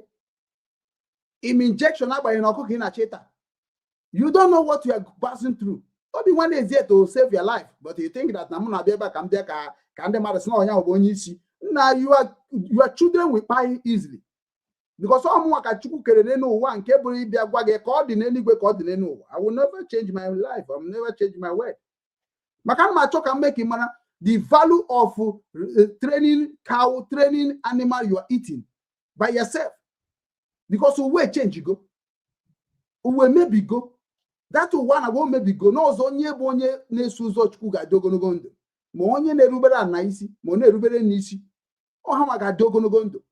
Mana ọ bụrụ ma otu isi ebi ndụ ọ bụrụ na irite ihe ga-egbu gị izọta ya n'ọkpa izọtara n'ọkpa mmadụ emetere gị dịka onye asị na onye ekoteghị ọgọdọ ekotere ya ihe na-adịcha n'ụwa so na gị nwere nwoke bịa na-eje ege ọkụkọ n'ahịa na-ege efi n'ahịa today mmadụ dị na anụ mmadụ ka na-ebenye gị because a na-egbuzi mmadụ ka ọkụkọ every night ihe ma agbachasị akpụkpọ ya ịkamakwana anụ ihe ọ bụ ịkama anụ ihe ọwụ ịmara anụ ihe ọ bụ anụ nwee ike iri anụ mmadụ dutu agbụrụ ga anaghị eri anụ mmadụ o mebe go tobe gị everything o si n'ụzọ ka ọ pụọ so chọba ebe ya si wee pụọ ọ bụrụ ebe a ka o nwetara ebe aza ọ bụrụ ebe a ka o nwetara ebe aza ọ ebe ọ chọrọ ebe ọ fụrụ onwe ka ọ tụ isi nwetụrụ oghere ebe a ka ọ ga-azara pụọ onye ma nke na-apụ na pimpụl ma nke na-anyụpụ na asị ma nke na-anyụpụ na nwa mmiri so ife ndị a niile bụ na iri gị ihe ahụ ga na-achọrọ ọ chọba ụzọ ọ ga-esi ịpụ ana onwe nke amapụnwụ na nsị onwe nke amapụnwụ na nwa mmiri. But today you are calling the devil, calling the question, calling no monage. There is nobody trying to kill. Onye nwere ike igbu ngụ n'ụwa. Ọ gị ga-eji aka gbuo onwe gị. Onye bịazi physical were ma gbuo gị. Ma were egbe gbagbuo gị. Mana ọ bụ na ọ bụ ihe na-eri eri n'ọnụ ma ihe na-eme onwe ga-egbunwu gị. Na ọ bụ na iji aka gị weritere onwe gị ga-egbu gị. Ọ bụ na ị nọ n'ụwa wee sobu ụzọ nna anyị Igbo, wee sobu n'ụzọ ndị Igbo, you can never die. Ọ ga dị difficult gị nwee nwụọ. And in our work, a celebration died. Mama, we on a bay, I don't know, better RIP. Yeah, in a super pie with Jane Coma. Yeah, and Sunday one with Jane Coma. You know, they say RIP. Who they change, you got the system of your good living. Unana have business doma, una business dojo. And on doji in the bina bien making in a half and 1 week. Because he ain't do no good, you ain't a carry saber, and he ain't do no good, and where go today because of what I'm telling you. ọ bụ na ọ bụrụ achọ m na-akpọsi ndị mmadụ afa ka ọ rabịa ịdị ka onye ndị against iche according to ihe mụ na ndị Obinwanne kpara na ndị niile na-arụ ụlọ ọgwụ na be anyị all of them so na contribute 95% of our problem because ọ bụ na preach bi anyị na-epreach na akịta na onye ọbụla zụba anụmanụ ọ na-ata anyị oke ma ọ bụ ndị na-azụ azụ anyị enwezi ndị monitoring team na monitor ka ha si azụ ya onye investigator onye bụ ọrụ ndị immigration ọrụ ndị kedu na akpọ ndị a na-echeki fake product ọrụ ndị custom ọkwa custom ka a na-akpọ ya ka gịnị I think ndị na-echeki fake product ekwesịrị onye mepebe ọrụ ya mepebe afọ ya abịa cheki ndọcha na-echeki ha time to time ndọcha na-echeki ha time to time so ebe ha na-azụ efi egbu efi kedu ka ha si azụ ya kedu ebe ha na-enweta ihe eji azụ ya mgbe gboo bụ na ọhịa ka anyị na-eji akpata ihe eji azụ efi gịnị ka ha na-eme isi kịta azụ efi ihe na-eme isi azụ efi sayentist cheki ọ na-eme mmadụ affect because na ihe ọ na-eri efi riri irie ya ọkwa otu ahụ si dị n'ahụ efi ka esi n'ahụ gị ihe ahụ ewu riri ọ irie ya otu o si ọbara ihe niile a na-abụ ọbara efi na-abụ ọbara anụ ma iyerie ya o ma ịkpọ emiri amị o wetago ihe niile ahụ ga-abakwa gị n'afọ onye ka papa ya ejighị eri nke dị anụ dị mmiri mmiri papa ya na-eri anụ esiri esi papa ya ha na-ata anụ amịrị amị mịkpọ ya amịkpọ o nwere reason eji amịkpọsị anụ amịkpọ ọ bụrụkwa anụ nke ovunu agaghị amịkpọnwụ like anụ nke eji nkụ wee mịkpọ ihe niile nwechara reason eji eme ya but because of our brothers and sisters they go akwụkwọ Oxford na Cambridge nwụrụ anwụ. That is why they think that now when you call themselves a doctor, a nurse, they know what they are doing. These people will be experiment. Experiment boy they may try and lock. But our father have tried it in many ways in a cultural medicine. Cultural medicine you are mkporogo. Ihe bụ aja ka ebu aja na mmiri ka ebu. O nwere ị ga-enye gị ihe ị ga-ejide ndụ na-abụrụ esi na aja ma ọ bụ esi na mmiri. Ihe ọbụla mmiri adịrọ n'ime ya irie ya ọ ga-enye gị nsogbu. So na nke ọbụla ị ga-eri bụ ihe nke bụ mmiri ị ga-ama udu mmiri ọ na-eri mmiri ọ na-anwụ. Onwe ndị na-anwụ mmiri dei, onwe ndị na-anwụ mmiri river,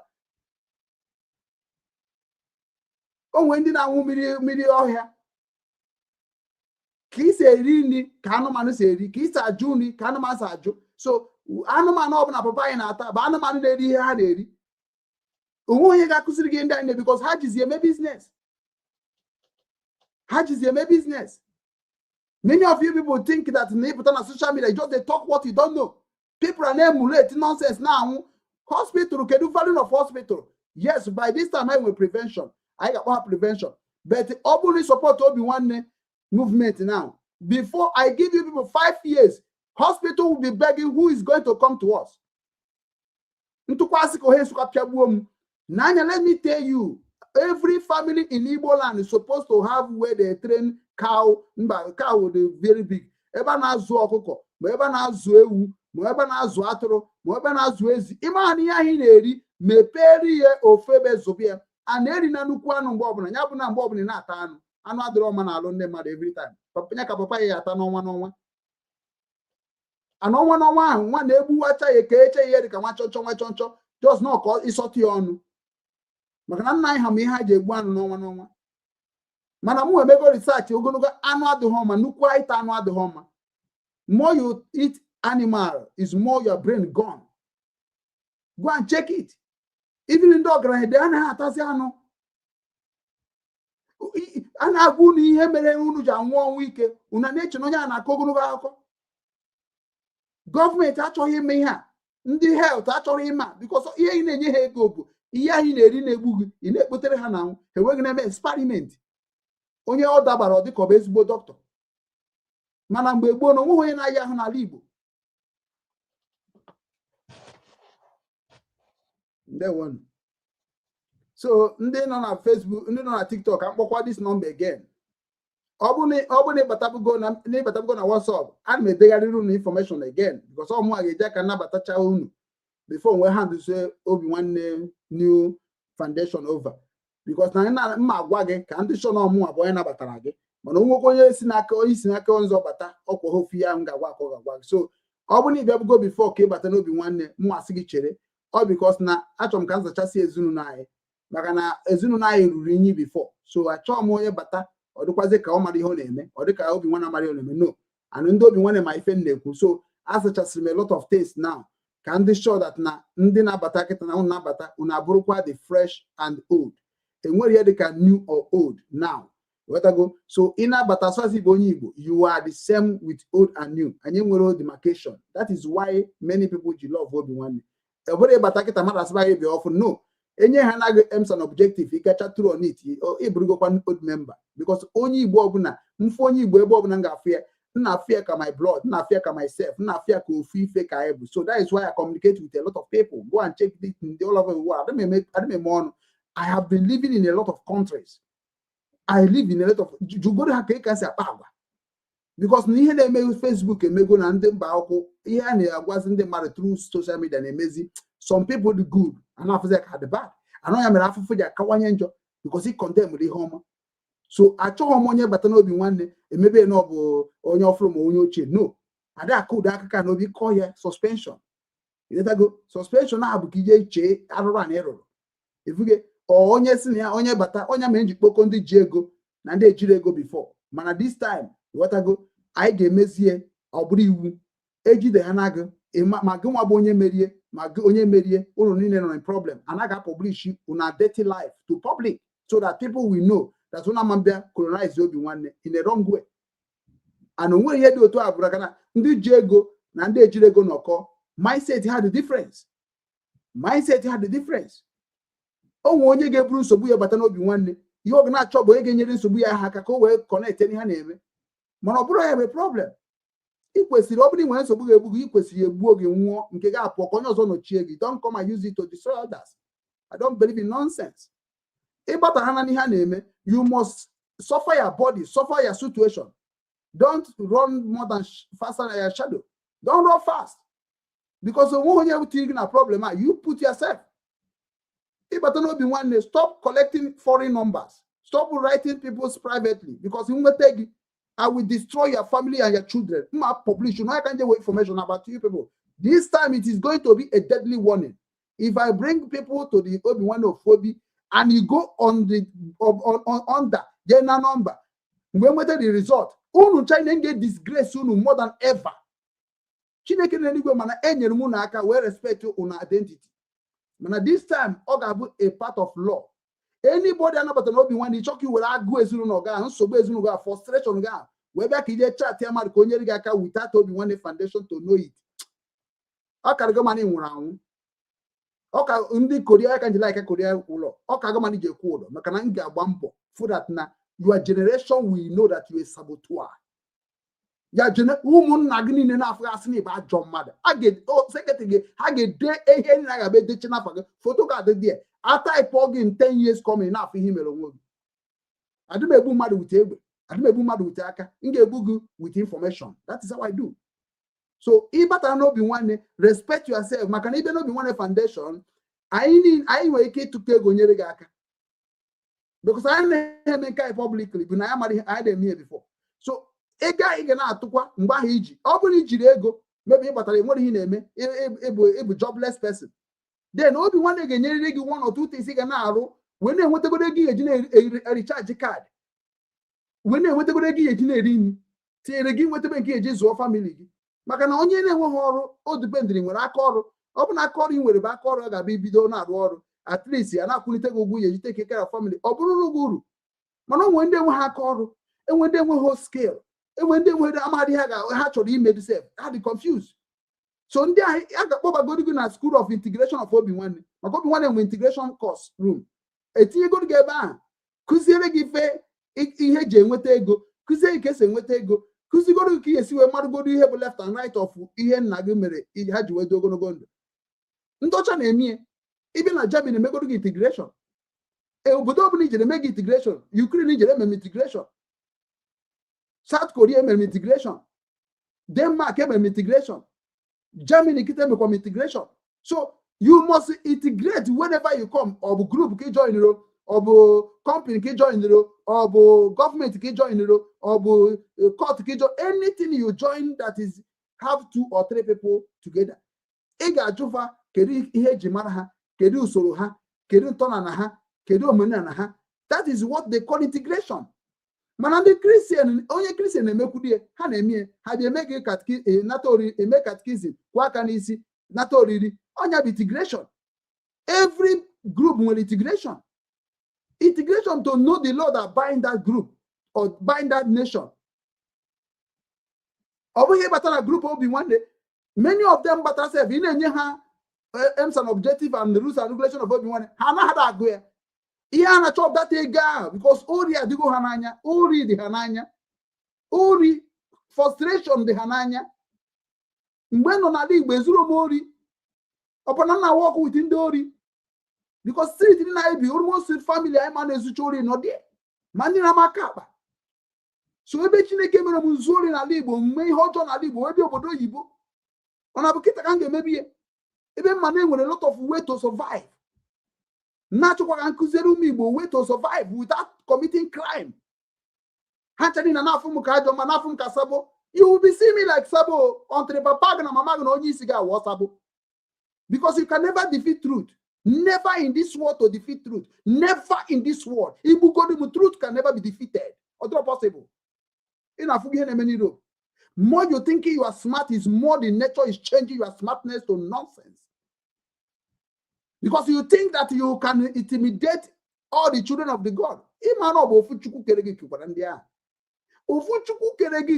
Like Namu, one day okay people, one day okay sin no papa love of course some call love. Mbiga what he could Monday and Abie Merigi Jikuye and Monday and I get now to reach your opportunity to expose the secret in your father and your brother. Because I know that now you open a zone of what game that is why I stand strong in what I'm doing in sincerity. I know that if open and what again and one nigga happy, Mobi open again and do to happy, Mobi na happy piggy then one nigga motu, Makachuku Keremonago, all game expose zone why. That is nothing can ever expose. Highest time you could take. This life can never be changed as how God created it. The mother choko can change you what opposite to man-made or man reasoning. One of the same nature. We make them on coin and no buy perempe. I na runa aja. Mabuno sisi. And we carry the route bon atoza and yoto. Ya hezetu. Okay, well, let me use in kin. I don't know. Rugudu no. I know that the thing zetu that. Okay, we go need you where. Okay, my time wasted. How are you going to feel? Oh, that is Zaya Nagwagi. Can you hear me? That EJJ employ of fake engineer, fake architect, fake construction. If we get so, EJJ within their Habunde email examine.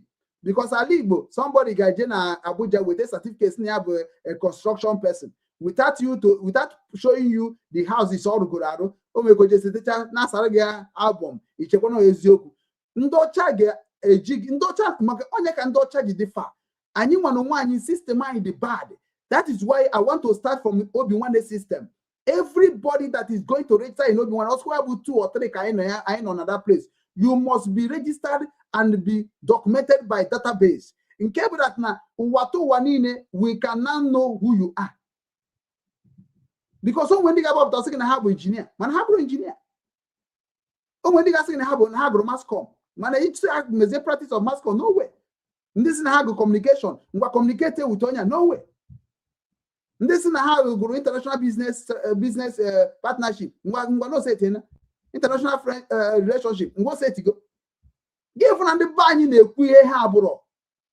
So no ịmụ ihe bụ na erochu na ọgatuo. So otu aka ọ dị. Ị na-eme ihe ọbụla ị na-eme. Chee that na Chukwu anaghị afụ ya. Mgbe Chukwu ga-ata gị afụ, ị ga-lose more than ever what you never expect. That is why you love God, the God creation of the world. I love nature. I love Chukwu. I love Chineke Chukwu Okabiama. Ihe niile dị n'ụwa love me ma ekwensu ma animal ma demon ma okwe ka ndị man akpọ you are demon, you are almost any now my fathers, my mothers. You can never defeat me with them. And when he will keep on one second, I say, oh, if you're gonna be more me, maka na ịbịa be mkpọm ya m ga-eji isi gị chụọ aja. Forgiveness is not in my kingdom. O nwere ike ọ dị na kingdom Obinwanne ma ọ dị na my kingdom.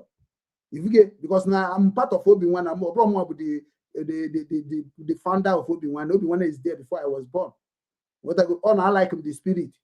The spirit be a trigger. I'm young people come and use me to conquer and they bring my people together. Because when they will Obinwanne no. But everybody will Obinwanne. When they regular Obinwanne Obi have Obiakpo. You will Obinwanne Obiakpo. When you will Obinwanne. Obiakpo when the government now na choose on care. Obinwanne bụ ndị na-achọ ka erikọ ọnụ ka ejekọ ọnụ ka ayikọ ọnụ. So efere so mmanụ ụfọdụ na burúkú Obiakpo bata Obinwanne na-eme respect ka me accept. Why? I can't accept it. So ihe ọ bụla ị na-eme mee na be gị hapụrụ m nke m. Mana ị bịaba n'ụdị na ịma gọvanọ, ịma sinetọ, ịma onye isi, ịma onye ọdụdụ, mgbucha gị njekwa gbuo onye nke ahụ bụ onye isi gị. Ọkụwa m dị. Ọ pawa Chukwu nyere m. Enweghị m ike ịchọta gị mana ịchọta m mmemme gị ihe. Mmemeriri gị ihe jụọ ha na nwata jụọ ha n'okenye nọ m ga-eme gị ife m ga-destroy gị iwu ka ọ bụ and ị gaghị ama ka m ga-esi mee m ga-echukwu ma nne gị ma na gị destroy ya gị eso m na onye nwere ike ime ihe ọbụla m ga-eme destroy ya my own image to make sure that I destroy you.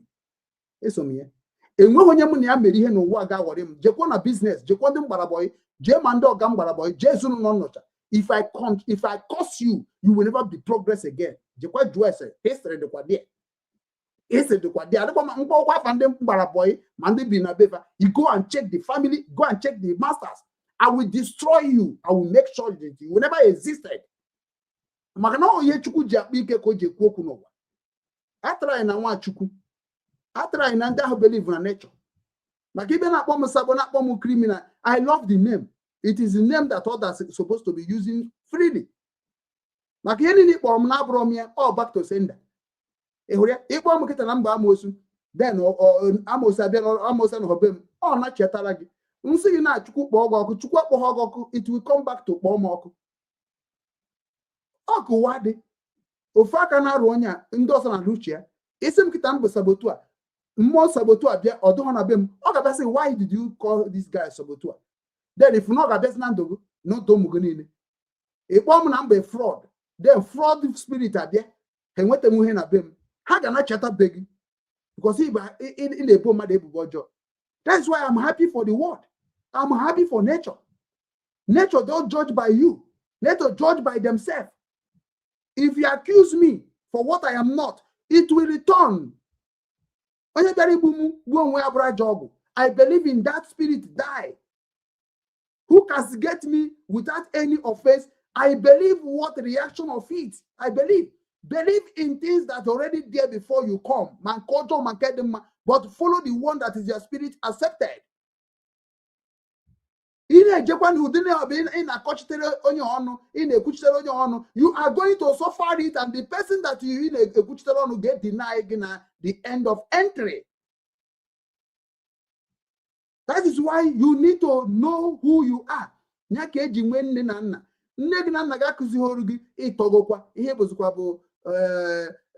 Chukwu zoba afa mmadụ Chukwu zoba because mama ga mara ihe papa ga mara ihe hey Chukwu zoba onye ka na-akpọ Chukwu zoba afa mmadụ because automatically nwa ga akụziri gị ihe ga-ama a ga-eji gị na-arụ ọrụ ntụrụ Chineke werezi aka ya wee zọọ gị ọzọzie gị nyezie gị amamihe ndị dị ka anyị nwa mama anyị akụzighoro anyị ha ma today papa anyị akụzighoro anyị ma today anyị mara by Chukwu zoba Chukwu na-azọ m Chukwu na-azọ m mama ma nọ doba m ọdụ mgbe ma ihe mama m jikwa ọnụ ya wee kwuo sị na ọ bụ ya nwa mụrụ m na ọ ga na-atụ m ụjọ jụọ na ụmụnne m jee na ama jụ maka chi jee jụọ ese because na na-agwa mama m na-adịghị ka ọ bụzikwa ya mụrụ anakwa m asọ ọnụ anakwa m ezo ọnụ m ga-agwa gị ka ọ dị ịnwụọ because ị nidiri ịnwụ maọbụ ị nidiri ịta ahụhụ because ihe ọjọọ ọbụla ị mere nwere onye na-ata ahụhụ ya so you need to suffer too ka ịfụ ka ọ bụ 1-1 ọ bụghị ebite imechi ọzọ isi m apologize for who now? Who are you apologizing? I don't believe in apologizing. What you did to me pain me. Ndị niile na-akpọ m sabo na ndị na-akọjọ m n'azụ. Imagine the people who hate me for nothing, who hate me because ị gwara ha na m bụ ihe m abụrụ because na m kwuchara nke m obi m my freedom of speech. which is all the allow in the whole world. Nke gị dey allow. Nkwu nke mu, ibia were nke mu we baba m mgba. You never expect na mgbe ị chọpụtasị na nke m abụ nke bụ eziokwu, ibia ka yom apology. Your children will buy. I will never forgive you. I will destroy you. Your generation need to be end. Let the God that created me and you to judge. He in a cup rubbish. Because I know how much I suffered to hold that goodness, to hold that truth, to hold that good life. It's an easy bond to easy. It's an easy bond to easy. Only a easy bond if you don't go be again we carry when over. Because I want a easy bond na choro so no wa I na ata female more too much. Give us a were make caricature, were mu buchegu na social media. On whatever you wish or yourself, your children will never grow. And when he made it know what, unless I will destroy God, destroy destroy the heaven and earth. And there is nothing can change my spirit on the earth, on the universe. Nobody can change here. You can never change life. Be your life how God create you. Let me live my life how God create me. Don't come and tell me that is God can do this. You are not the agent of God on me. You are not the agent. God created a lot of things in his own image. My own image is what I'm working. I will not offend you. I will not talk against you. I will not even think against you. But if you eventually do it without my concept, I will destroy everything in your generation. Go and research where I come from. Who are you? Where are you coming from? You will hide your home. You will hide their identity. And you now are challenging who? Do you think social media? Forget. Do you think social media is just for fun? Hey, the spirit of social media is spirit of Amosu. Go and read well of Unna. And Dr. English, you destroy you. God go have Amosu. God go have winch. Social media be one of the witchcraft. Mbulu gejimati social media bu unamariamu wajino na social media when they destroy a lot of souls. Mbata hani kuoku. All this new month can say that now I will be educating you people what life is all about. Ndini na feel na had the too good na foundation na ha my hand make them keep on. Mmejide ma onye isi gị ahụ, mmejide ma ụkọchukwu gị ahụ, ngakpo ha na unless no na achọghị refund ma ọ bụ reply with Obinwannem. No say na social media maybe.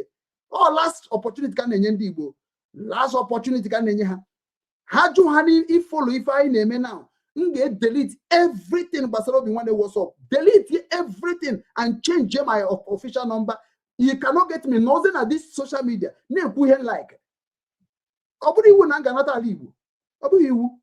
Ọ bụghị iwu bụ na mmenye ndị mmadụ aka n'ala Igbo again. Ọ bụrụ iwu. Ọ bụghị iwu. But mmechiche everything hapụkwa the foundation of Obinwannem account. Every month nga na-akwụ tax na banala be nna m. Mana m ga-ejide nna m na mmụọ na mmadụ. Maka ọfọ ji na ọfọ nna m nyere mgbe ọfọ Obinwannem. Enwere ihe mere ka m disgrace ma ọ bụ ka m disobey my father. Man, if my father used because of a goodness of me, I will make you to understand why Christ suffered and go with shame. He cannot change the word of God again. And even the I change if I heard the casting who are you today. Okay, for making mad. Now we come to change it. If we try now. If we can nature, even if Trump, he respect Trump.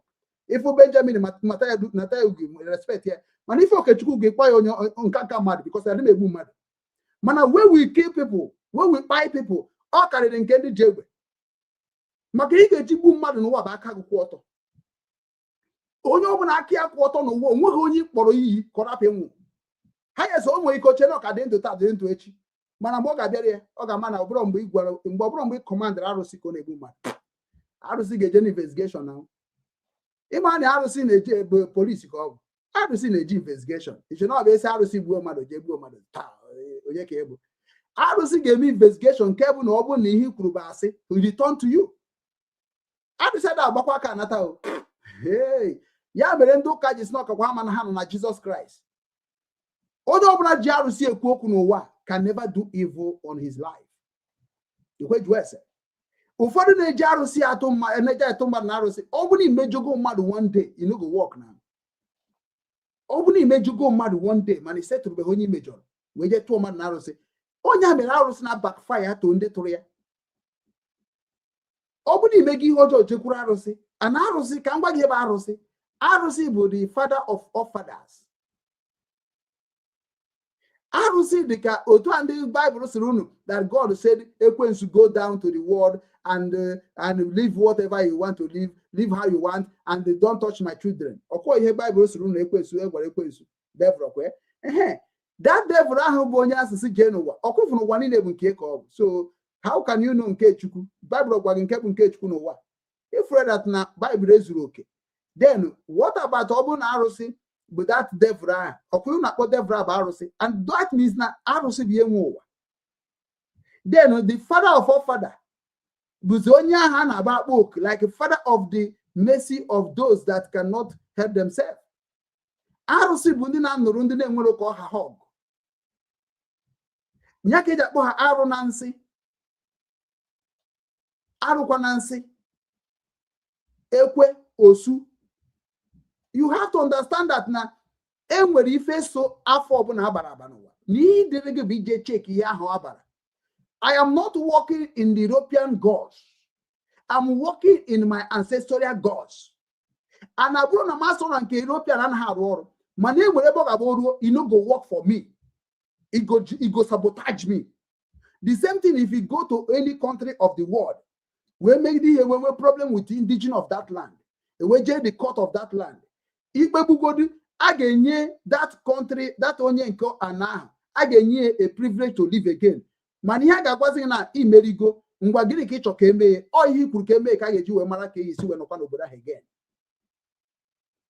mụnwa agagharịgo ụwa South Korea mere mie Germany mere mie that is why Ukraine mere mie that is why nji wee mara ife mma today I'm here today in government because I know you can never win a government in the government land. Although possible, likewise what is going on in Nigeria within Nandikan. Nandikan can never win. Never and ever win. But the only one choosing Nandikan when they make problem, when they make content on social media, it is the people that nature will suffer and disgrace soon. Because before you know what Nandikan is, before you know when Nandikan will be free, all of you will go in shame. Because I know you don't know more than me. You are not spiritual more than me.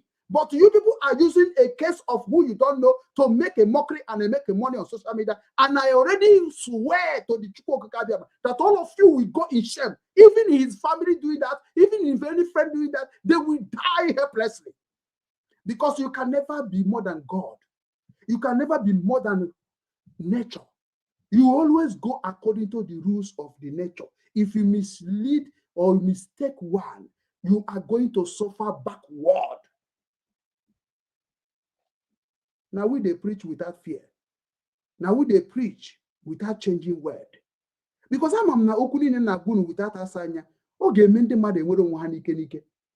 Mana bene romance ru niye, una na enwekwa jihe na agani, una ma jihe na agani, una emetukwa mu, na emetukwa ndị nọ n'akụkụ unu. Efuge.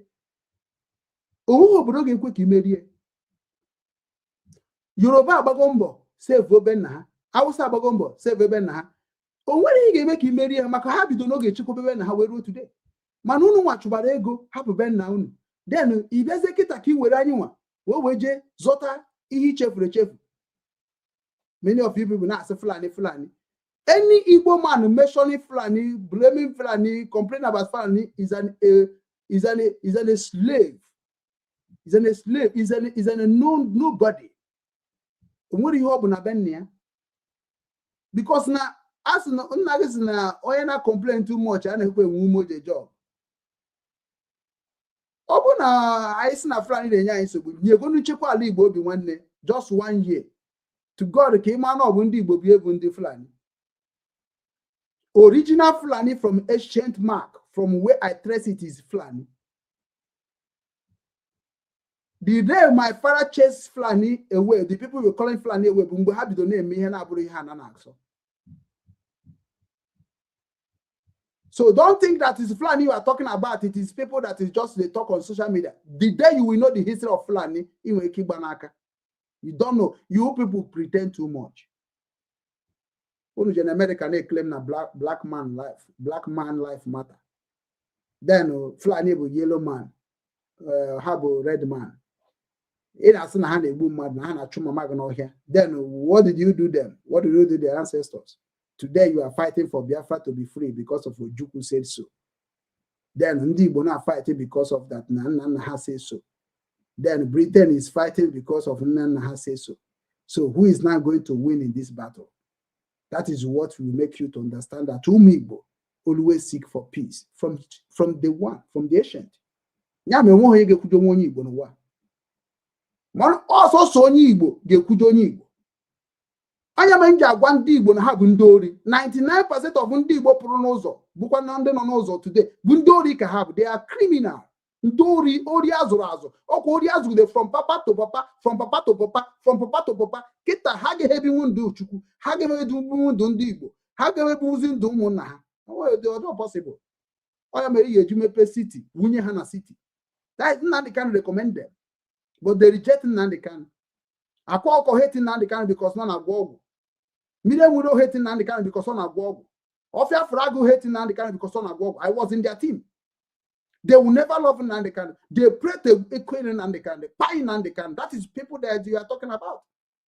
But today, where are they? Because Nnamdi Kanu is not happy. Nandi Igbo na happy. Nyawa ge happy. Ndi Igbo de happy. Akwa ọkọ ha begin to find a very, very big offense against Nnamdi Kanu. Then Nnamdi Kanu with one religion that anybody go to church, go to heaven, go to hellfire. Then that one now Hanuku, you were where all the church gang against Nnamdi Kanu. Today, who are the Ndi Igbo and Ekwoku? Even again Ekwoku, then on my program now some of that now. Why did I? It's like one name okay. My other man was for you now quite or some of that now. Why did you say Ndi Igbo night now? Oh, no, to go key point. I get you away. Igbo get you Ndi Igbo to a fight. I'm Ndi Igbo in the idiot. Then a fool. Whenever they come to me, I drum hack they head over when they have an Nnamdi Kanu. When they have an Nnamdi Kanu, the whole world respect him. Or Ndi Igbo be a respect on Nnamdi Kanu. That is not giving a sign of the head. So because I'm a kukum se apology. I don't beg apology. Apology is a very, very risky to me. Why am I going to beg you? Don't come to me and I will not come to you. Yeah, they preach the gospel of Chukwu Kabiam. Preach your own. Let me preach my own. Let us know the one that's going to come to pass. It's normal. And I have a call to, and I have a call, and I have no York. Stay on your page, stay on your group, preach. Show them where they can enter and know what you are saying to reality. Where I can prove you what I'm saying in reality is Obinwannem Foundation. Where are you going to prove your own? You get a good foundation on man. You will have structure, you will have future. You don't get future. Create your own. We are the creator. We are the creator. We are the God. We create. We form. We restructure. We strategize. We change. We remove. We put. So what are you? You are a follow now. You are Munagabromet. Munagabromet at all. That is why you must respect. If you don't respect, the very thing will make respect. Because many of you people actually hear water.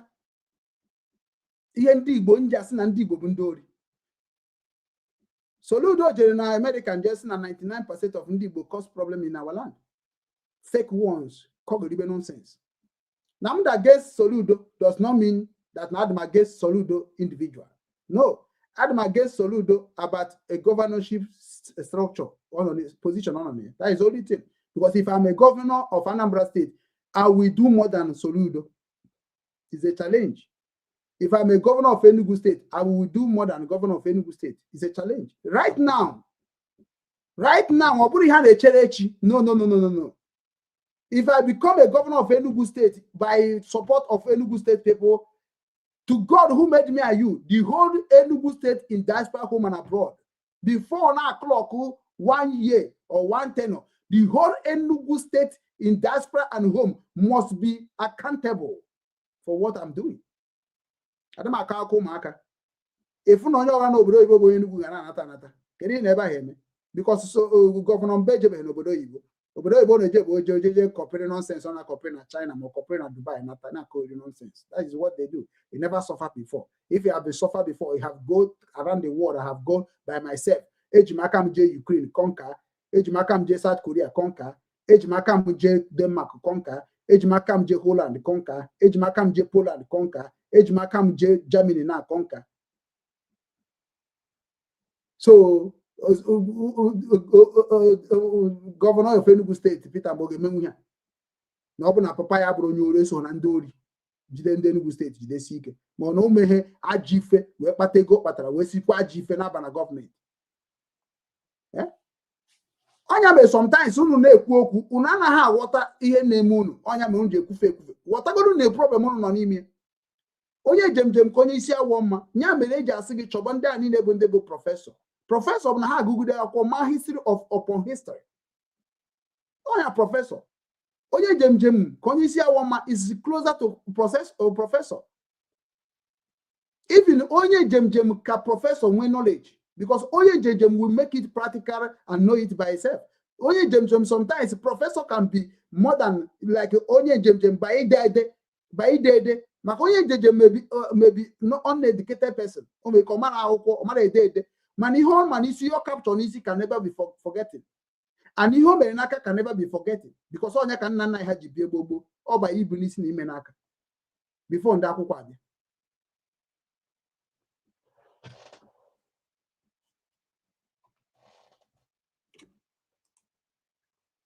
So ndewo na ụmụnne m ana m ekene unu wee na-asị otu ahụ unu gere m ntị today ama m that na ọtụtụ amụtara ife and ife ịmụtara bụ ife ị ga-eji nyere onwe gị aka na ọ bụrụ mụnwa. So maka mụnwa adịgo m oke maka mụnwa ana m ekwu ebe m nọ everyday. Mgbe m na-ekwu nke South Korea asịrị nọ South Korea mgbe m na-ekwu Ukraine nọ Ukraine agụdị na Ukraine ebe anọgo m Germany kịta ihe ndị anyị nụrụ na-ekwu bụ ihe ga-egbusi unu because mụ nwere ụmụ na ebe a adịkwa akụja because abụ m somebody mara your mind or your spirit mind and your father mind.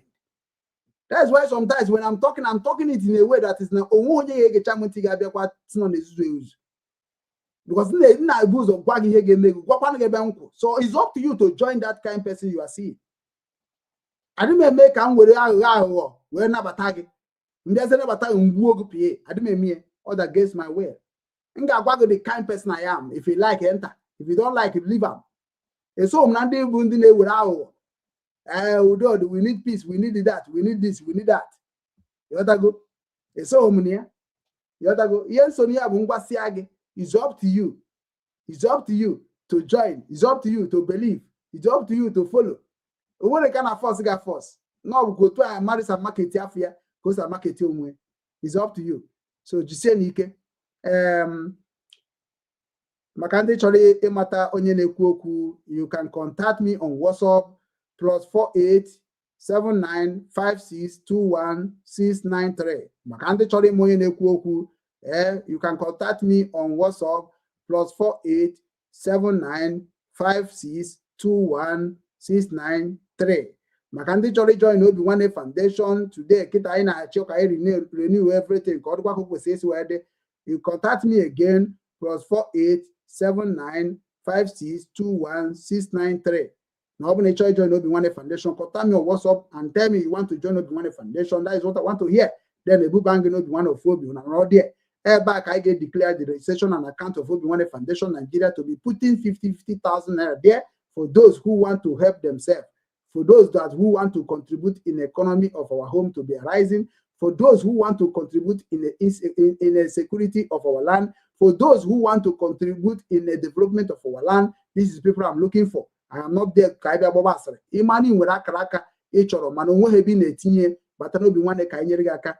Only thing I may promise you on the air, you shall never regret joining Obinwannem Foundation of Obi. You will never ever in this life to regret to become part of the peace and unity of Igbo through Obinwannem Igbo. You will never. Unless it become a betrayer. Unless it become a problem seeker. Like Obinwannem hate Rasi. Obinwannem hate Ekoro. Obinwannem hate Anyuku. Obinwannem hate propaganda. Obinwannem hate blackmailing. So Obinwannem is not one of those things. I join. I don't want to be a problem to anybody in this life. And if I know boy na no chi Igbo land. Anoch is Igbo land. It was not knowledge. You think that not only you can restore Igbo land peace. It tries in your try. I tries in here. Because when more I jaruoro and I defeat. Makono onye mamo jaruoro boy na bike no. I told me na de arrogant. Because you can't you me kuno mata, it can't defeat me. in spiritual of Igbo race. Omuji kembowa. Omuji jisie ike ibia na ba ya na ba amaji. Omuji that iya. I don't want to talk. Enugu state obuna join these people to fight me. Ngeri ka anu. Iman mabunu nkete. Amabunu nkete na na-ekwu onwe amabunu nkete. Achọ me bi jafo ija kajofo ime nke obuna. Iyo obuna job asakwara go. I'm not mwa na agba na mbu nwa nko no he Nsukka. So amana me bi si bia. Ibo onye nka na ibo onye udi ibo onye ugbo ka ibo. Iyo obuna ibu na business go. Na business go jukwa eso ofuma. Before me help me and I collaborate with the people that I already hold on my 2-3 fingers. People I already hold. You be one I know I don't name anything about me, Enugu State. With him about me. Before you talk about me, Jenama Ju Makashi Nsukka Jukwese. Jenama Ju Makasi Jukwese. Or Ijekwata Mohe Jukwese. Don't try me as a Enugu. Ndanambra weke try na free. Ebony nando to weke. Managima boy Enugu State. If eventually try me, the only thing in Beremunja about some people don't get in a war. Maybe the vehicle no phone because none na made you home will be them oju do will be them. Manu na try my power. Na try on my energy. Managa me make a obono be henge you moon. Bananga gwage. One kwaga one so Enugu State your 4 ibaka your 4 where here open and agwaga come adam 100% right. You open us to non after on social media to come 110% right na gwagia. I'm no kumo onye nka mekwanka Obinwannem mamia ima akwonye mbo Enugu State men una ma akwonye mbo you don't know me you don't know me. If you know me go and ask question or jeku Igbo okoro go and ask. Ezo komonye mbo ezo mgbe m na contact ya. Ezo komonwe mezo. Igbo gada gidi ezo komezo mgbe njere ndo Obinwannem je meet ezo komezo I know they forgive I know they I brought a Christianity movement man. Yembo kwanda jana ndaru sindi Igbo da pike no. I no go forgive you. I no go forgive you. Imani ha hiji we pike no wa jidi kwa baba. Man even in my kingdom you are not going to go back free.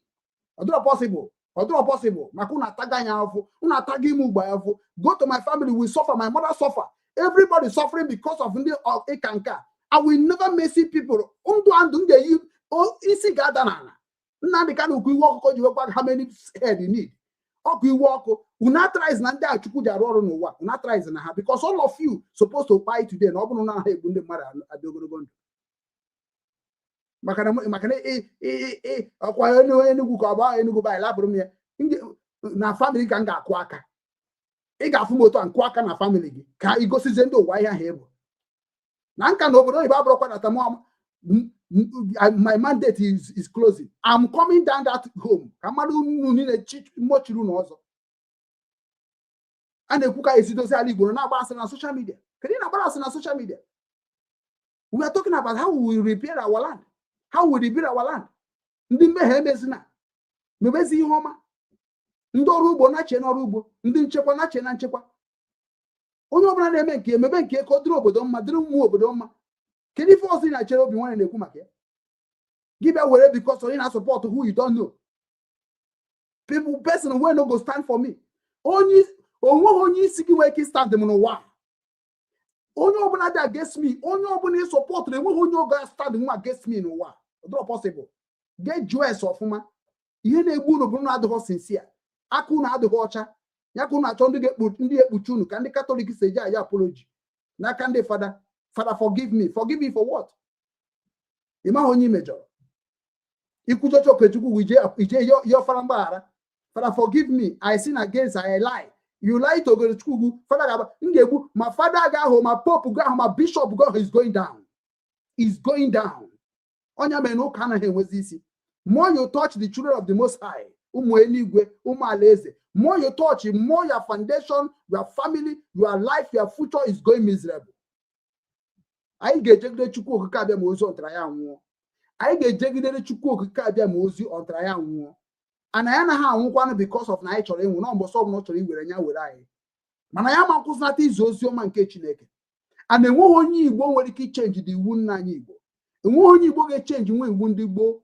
And one ye will get change with him and Alibo Balade so. nwere ike change nwe enweghị ike dị ike ga-echange nwe n'ụwa ike ntọrọpa ma change nwe ike Benjamin mata Igbo onweghị ike ga-echange nwe ike Igbo niile n'ụwa niile onweghị ike ga-echange onweghị ga-echange ha esi gbusi chie ndị ahụ iche na ị ga-egbusi mana the land you can never defeat nke nji wee karịsịa the land you can never defeat mmụọ na ala kịta ala Igbo ka nka nwụrụ ala Igbo bụ one ala Igbo bụ one mgbe anyị crossịrị river ha kwetere na ọ na-eme jụọ ese ka ha si ndị Igbo si cross river ụgbọ ọkụ ụfọdụ ji aga mana Igbo jiri aka ha narị provena mi afọ ebe a asị na azụ nụrụ onye nke a tụfu ya ebe a na-akụri nonsense ụwa niile Igbo ejego ya bifo ndị mmadụ ebibe na ya Igbo akpagharịgo n'ụwa niile wee nata fụ na onwere ihe dị ebe niile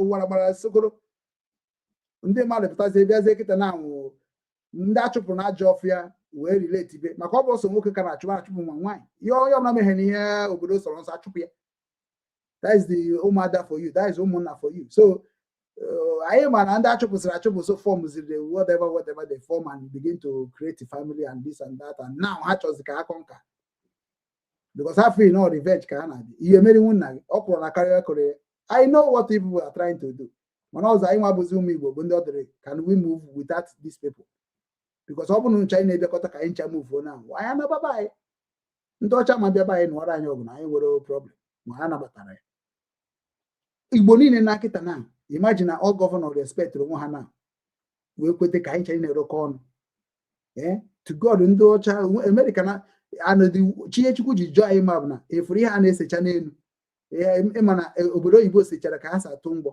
like otu esi arụ main road enyi mgbe ọbụla ha ga-atụ arụgoro main road na ọya bịa na asị gị na ha na-eji mata ọnwa mata anyanwụ na-akọ ori nonsense then ha esechakọ ha esi na-egbu onwe ha na-atụ ihe mana be anyị awa urukpu be anyị enweghị ihe ha sịrị dị nothing because na ịmakwa ego na-eji ese ihe ha na-ese ọya ma ha tụọ ofu nnukwu ego ọpụgo so na be anyị onye ga-ese maka ha nwebeghị that feeling a ga-eme ihe na be anyị mgbe enwedokwa ya ana anyị nwa jụrụ ajụ Chukwu mekwuru anyị nwa amakwuru ede otu a mmadụ nọkọta otu na eji mata dị n'eluigwe matachakwa nke dị n'ụwa ọ nke dị n'eluigwe ka ịfụ laịfụ ha chọrọ ka ha si n'elu na-ewere ife dị gị n'ala ebuge so mana anyị nwere nwa ya emego based on that ima menwunye na be anyị even ha ji mie ha nwụọ ha ji mie anyanwụ achagbuo ha ji nwee urukperukpuo ha so a lot of things Chineke ji azụ anyị ndụ erika mana ha ma akọwara gị ya mana mụ nwa bụ nna anyị Igbo nyere m that vision eficha ihe ndị a niile ya mere eji abụ ndị na social media na-agwa unu na ọ bụ na ndị gọvanọ anyị ga-akaba ahụ na mara that na ọkwa ego ka unu chọrọ gọvanọ anyị ga-enye unu ego niile unu chọrọ ị na-eri 40-60 anyị nye unu 40 ribe 60 onweghị unu chọrọ ya manye unu ka ọ na-ekwe ka anyị nata na bịa dozie ebe anyị maka na ọ bụrụ na ihe a na-eme n'Europe kịta bido mebe nna anyị ga-ata ezigbo afọ ana afọ akụ unu na-achọ ka anyị taa na anyị taa ya ndị dịka m nwụọ I will never forgive Igbo land niile I will never ihe a na-eme Japan ji ama jijiji nke m bụ thunder ka m ga-eji na strike every good things in Igbo land if I die ihe ga na ja destroy ya ohe Nsukka mmiri ọbụla ị nwụrụ ụwa you go down eji m ha n'elu jide ha n'ala I will not die like a chicken I will not even go like a nobody if you go ọkwa ka isi kwu na ndụ ka esi wee na n'ọnwụ so ana m ekwukwu Chukwu kere ụwa ịchọkwa ka hapụ imebi ụwa mekwa ka ụwa dị mma mekwa ka be nna m dị mma ka nna anakwa makwa ya fọrọ maka ihe a na-afụ kịta anya mmiri agba m pụọ onwere ihe mere ka ndị Igbo hapụ ị na-ama jijiji everyday cheki ọfụma ka agwa gị ka obodo si aga n'iru na gbogbo na ndị na-ekwu ka anyị bụ ekwucha asị gị bịa ka e negotiate ya because iche na ndụ ka ị na-ebute anyị ndụ ị na-ebi bụ ndụ nwụrụ anwụ chena anyị na-eme ihe ndị sayentist unu jụ na were mkpụrụ obi mmadụ na-agbawa mkpụrụ obi mmadụ na-echek nonsense bịa gbawa nke m ka iche gbuo onwe gị na nwere ị ga-achọpụta gị nwa na-eso m how many years today ị ga-akọwa onye mbụ is example I give you now gị nwa na-eso m how many years from Ukraine to Korea from Korea to Germany from Germany then ime onye mbụ can you explain me even ma ndị nọ na Ọnịcha ndị m na ha to na Wọlewo can you explain who I am ebe ka m ji wee karịsị unu can you akọwa onye mbụ ị gaghị akọwa even m ụmụnne m ma ụmụ nwaanyị ma ụmụ nwoke ma ụmụnna m ha ma nkọwanwu na mgbe m chọpụtara onye mbụ ka m jiri nwayọọ wee respect bụ ihe m ga-eji wee bụrụ ihe m ga-abụ echi So 2 things can na most and that 2 things are be men na nka den do today. And I'm asọsi ike. Why me otu ọbụla mbata n'ime asị na ọka egwube waye mụ awa. Otu ọbụla mbata na asị ka egwube waye na na-emegide mara ọwa awago m ozugbo. Oya mere ya afụ meba na egwu waye ebe na-eme 419. You no go see me. You know go see me. Jono ha nchani na be no Obinwannem ebe ọbụla 419 sị ga adịkwa ma support 419. Ha wa. Ha sị ka edikwa ego ha ga-eji na support Obinwannem abụrụ ego 419. Sị ngwa were na bana. Ọ bụ na o mere tato mechi na achọ bụ ndị baro, ndị ọkada, ndị boy, ndị housemaid, ndị na-achọ ka m achọ bịanụ ka emeke a word simple. Bịanụ achọ m ndị ọgaranya ha emebichago ha elego ule bịanụ unu nwa bụ ndị enweghị ka ọha ihe ọ bụla unu mere ebe ajọ ife ihe unu na-edere ebe bịa confess ya ofe ebe gara confess bịa mana ịbịa m ga-agwa gị how we go do am oge emegoro gị ihe na-eme gị nsogbu adịrọ because you must suffer. Onye mmejọrọ si na mmejọrọ ntrak ya ọ bụ na ọ dị eziokwu a ga-eje ya apology immediately mana enwebụghị onye mmejọrọ nkwụjọ gị taata o nwere ebe imejọrọ nwa masịrị Chukwu kpọọ o nwere ebe imejọrọ enweghị ike ịnọkọta kọba onye ma onweghị ihe ememe ọma ọnụ for what enweghị ike ịnọkọta n'ụwa aka onye enweghị ihe omeme ọnụ ma okwu ajọ okwu n'ohi n'ohi nweghị onye mere m ebe ebebemie ndị gọọmenti na-agwa okwu ji m ezigbo ụgwọ ndị chọọchị leader na-agwa okwu ji m ezigbo ụgwọ anatara m oriri kwa aka n'isi jide certificate of Catholic of all over the world. Register na Nigeria okere na NIN register nke dị bụ na nke voters card enwe m ọ ka dị with me evu m akpagharị makwa evu m akpagharị mgbe gboo mgbu na ọbedi ihe evu m emere Nigeria passport onye meme a right to the same right Tinubu nwe ka m nwere onweghị ihe dị iche. Everything na-eme na Nigeria is supposed to know it in and out. Is my right. Nke ma ha gbasara gị mụ ama nke m. I know my own.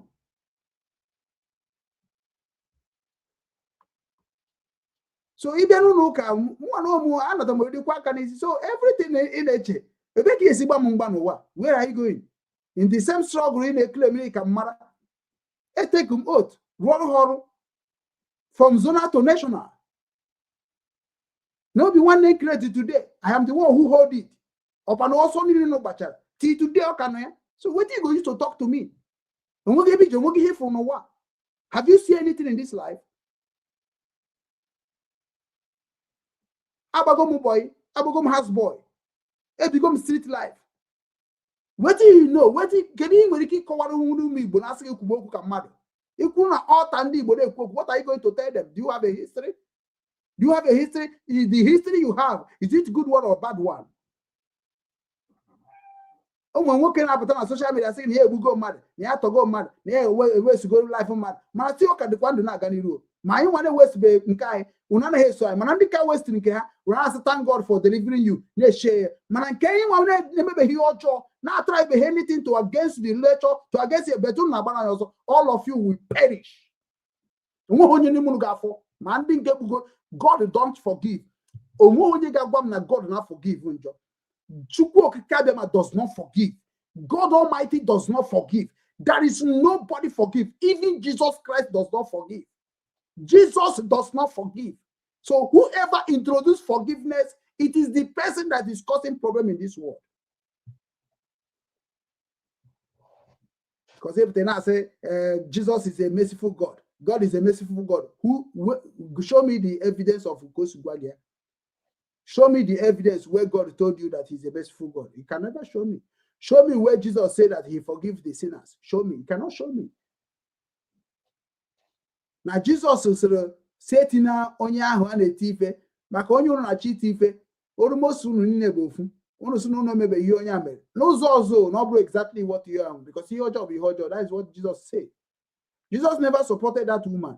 Jesus never ever made that woman to continue doing evil. So who are you to use Jesus to talk nonsense? All of you are fake. I can stand Jesus and defeat all of you to the whole world. You people are using fake life, Jesus Christ, fake things to use Jesus to do fake life. That's why I can challenge Pope. I can challenge Cardinal. I can challenge any vagabonds. All of you have changed the history of the world and think that everybody can follow that nonsense life.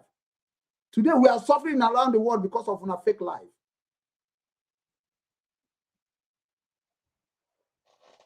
You know, then on my platform, a nonsense. I get a talk of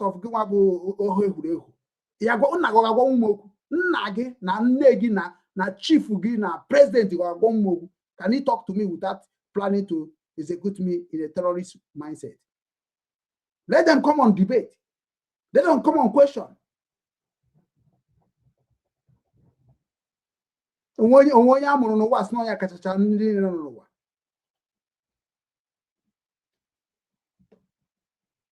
that one I got zero.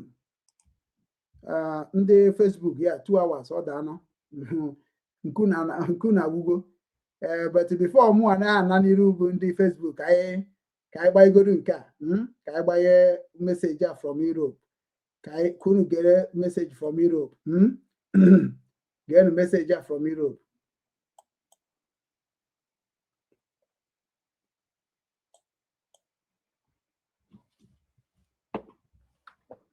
Our city is so dangerous right now. Why young people don't see any future for them in our countries? Who is responsible for all of that? Of course, you and your policies. Your green scheme regulations are destroying our industries. Look at the prices of fuels and energies in the European Union. We have the highest prices in the whole world. Are you satisfied with that? You are making life of ordinary people more and more expensive day by day. And what about the results and consequences of your migration policies? You invited millions and millions of illegal immigrants, turning our cities into uninhabitable areas many times. What about the consequences for our social and healthcare systems? Are you happy about it? And now you want to tell us that we should give you more power, we should give you more money because you will solve the issues which were caused by your decisions? No, the real solution is to get rid of your anti-European foolishness. The real solution is to dispose of your government and let people live free. Let people to have freedom which they deserve finally. We need the common sense, not you. So your defeat, your lose, your fall will be the biggest win for Europe. Why are Europeans falling into poverty? Why are our cities so dangerous right now? Careful no buho obro so ndị ba anyị na-ebekwa akwa dangerous things like ndị nke akịta now na-ebe akwa migrant and anyị nwa na-ebe akwa anyị na-claim na anyị na-ebe akwa Fulani. Amami na wata ịma na onya bụ ife na like ka nkọwara unu. I want to buy a Fulani, they can buy immigrant. So change go to immigrant to Fulani. If you got fear, because in the Fulani be immigrant. Man, immigrant in the Fulani was now. They now organize themselves to have a focus of what they do. How they Fulani they claim to have more here. Like a man be no, here. Every year. So many people just that Fulani. When they destroy is in the no through Nimoya because when no na no here bata yo lady only afia and the buy na afio ajofia I want the man na ajofia but now in Anya because this life in Anya before you understand this life you have to go and sit down and structure what the world knows about that Fulani na say ha poro ni mo here kerebi choka haje. It's very important to the world leader. Ijekundo wani na gachukwa kedebi chokwa kanje.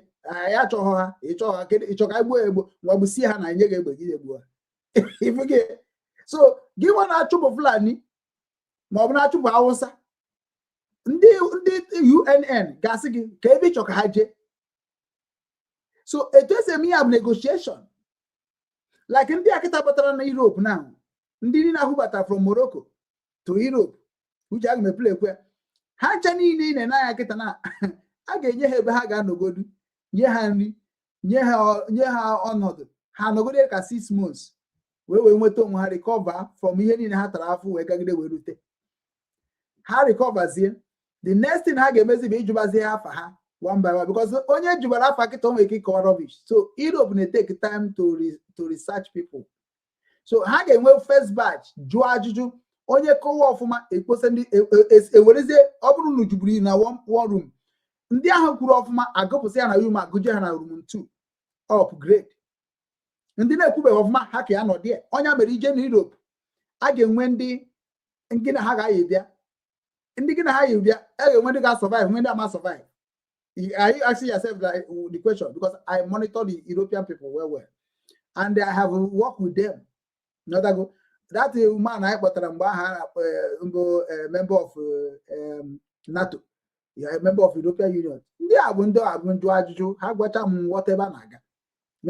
So automatically, in this young man, only they cook a young man, a very young man, a very young man. Because of when time to download those things, a young man, a very young man, ndo to onye akita mazi dibia tokasiri onye arụ. Ejofo tokasiri onye arụ. Okuru ala ndị Igbo tokasiri onye akita bụ seti Lozeus. Onye akita na bụ seti Lozeus. Onye abana European Parliament. That is why I'm encouraging Igbo youth to join politics. Kaije kon kandi kakus. Kagos are not there. Old cargoes are not there. Nyem freedom, nyem Biafra freedom, nyem Sokoto freedom. You are talking nonsense. Cardinalize told all of you something that makes me to love Cardinalize. Cardinalize told you all of you to go and join politics and defeat whatever you want to defeat. But if you go it in another way, you are a confirmed terror.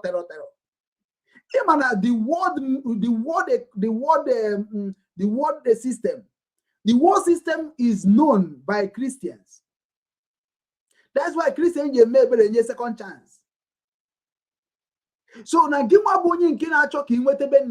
you can never get freedom in this world without political solution. Go and check it. Use religion Martin Luther King.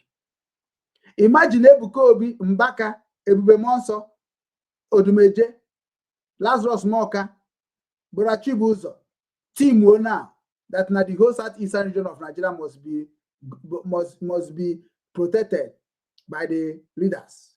That they are not going to support them to defraud or to intimidate the children of God. Before 1 month, the whole governors are your Habiko.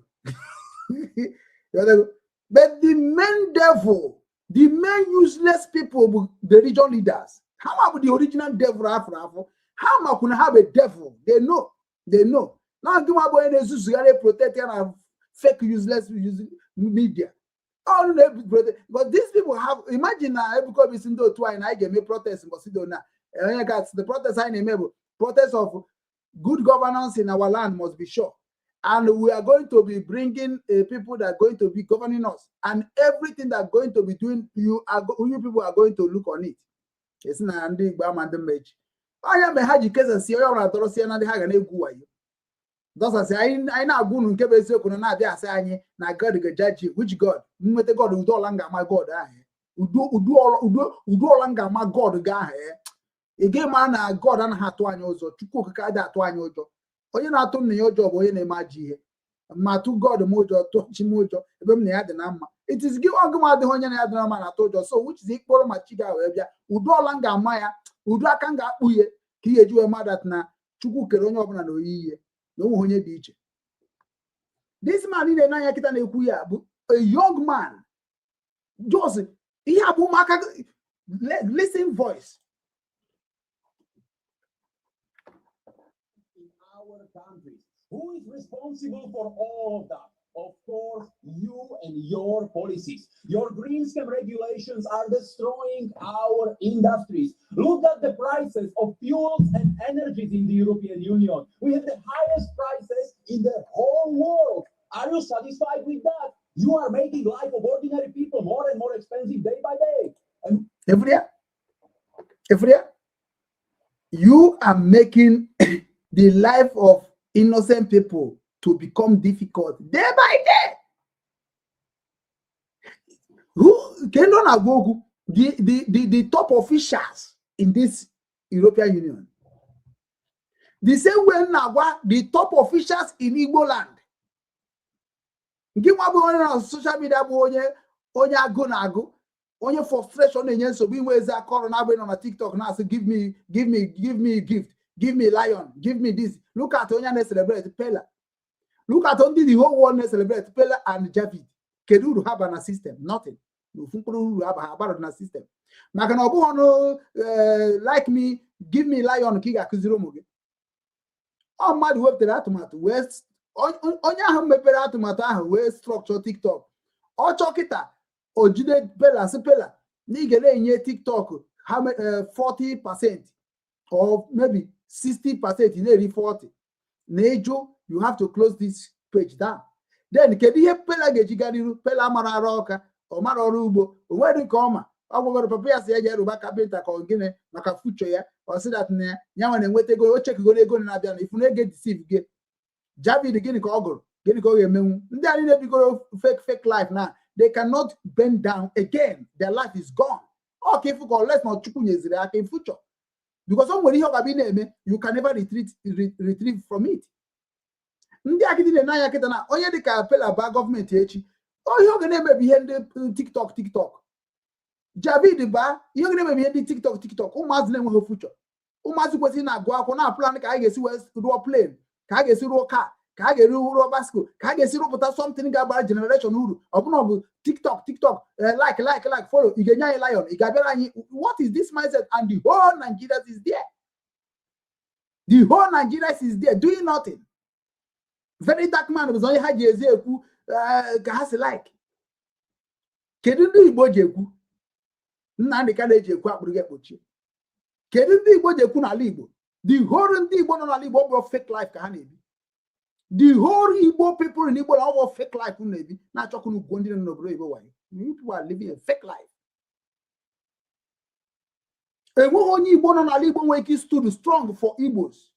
Justice also be kunite in the Kaiba Kaini Aroko or Mia Koeza or Kachie. Ya Kachien now on Igbo. Ya Kachien because if I on anya gacha gị sị ka anyị direct ya ọ mara ọ na-eche na anyị na-abịa narịa power ha ghọtara m ihe ọ ya na-eche n'ime onwe Obinwannem can establish you a studio, establish your office request, but you have to follow it in a new due process. You register go now opposite association opposite movement the same thing we discuss. There's all of you ana agụ n'ihu na ha anọ unu achọ ka ọ bụrụ unu nwa unu iri ego Obinwannem almost $100,000 to become what you think I am today. So I get in ego, Igbo ga-ahapụ iri ego, spend their time, gbakwara onu. I got dog, they got dobu. One name as that neputabazi also. Irrespect onye ọbụla say ka gị na work for free of charge. Because actually power Obinwannem to empower you. But if you do that now, you can empower yourself, which is good though. I don't make a work if we won't keep you. Because I just woman days when the obodo ni jekwa just say tai jeku na onwo obodo so nyobi wan ebe eba video here amen. So imagine ebe eba dey against Obinwannem all many of them will keep up chat all of you. So you can never defeat onye non obodo before you. That is why sometimes na go know how politics work. I was a politician when I was in Igbo land. I know how politics work. You can never defeat a politician. No, better, unless masses a change is not going. Because the masses in the Nigeria warrior were caught on the cause of how an ego ready than the other politicians. So it caught on how I go say the Kuyonia na Koedi. How and the Kaga was there and he had a meg. And you think like Pitobi in the ego check on the Nigeria. Even in the like Pitobi, they claim Nahana support Pitobi. I'm not supporting Pitobi spiritually. Or because now have gonna Pitobi with the lovers of the genuine one. And genuine one don't have power in politics. So how does genuine one make money, make name? How make a jacket and dika Kenneth to conquer? Kenneth in a phones or where? Have to Kenneth one name work. Kenneth in a phones. Kenneth is a very good politician. Before you know who is Kenneth to conquer, we can't go too late. I'm telling you the fact. You don't know politics. Kenneth doesn't like everyone a win. But the only thing, the problem Kenneth will have future foresight. Foresight. Kenneth other like Ibidonisi, or that like Ibidonisi build. Kenneth na like ebe build go rebuild. Watch a life Chineke nyere. Since so we mana Nollywood, you watch if na mgbe ọ takatara afọ ọ chọ ka o je join ndị otu. If oju he so fuma because na ahụzi ya otu a ka o say ma ọkwa the same thing now because Kenneth na like something emegoro ọfụma ọ batazie bịazie summarize ya mana if go odoro no tara politics Kenneth with the knowledge Kenneth ọ bụ na Kenneth bara ezigbo party a ga-abụ the highest mana ke one party Kenneth ga-aba na nke ọ bụrụ ezigbo party na ba ọ bago APC no way ọ bago gịnị nwanne NDC no way ọ bakwa na ADC ọkwa ADC ka ọ nọ kịta ifuge so and ADC ahụ nọ now ha gbara mkpọrọgwụ n'obodo mana ha man defeat nwụnụ APC. That is normal way because APC ọ nọ na onye nwe ezinụlọ na-ebịakwa ka iwu na ezinụlọ ya amakwa ka ndị ba ise eche sometimes.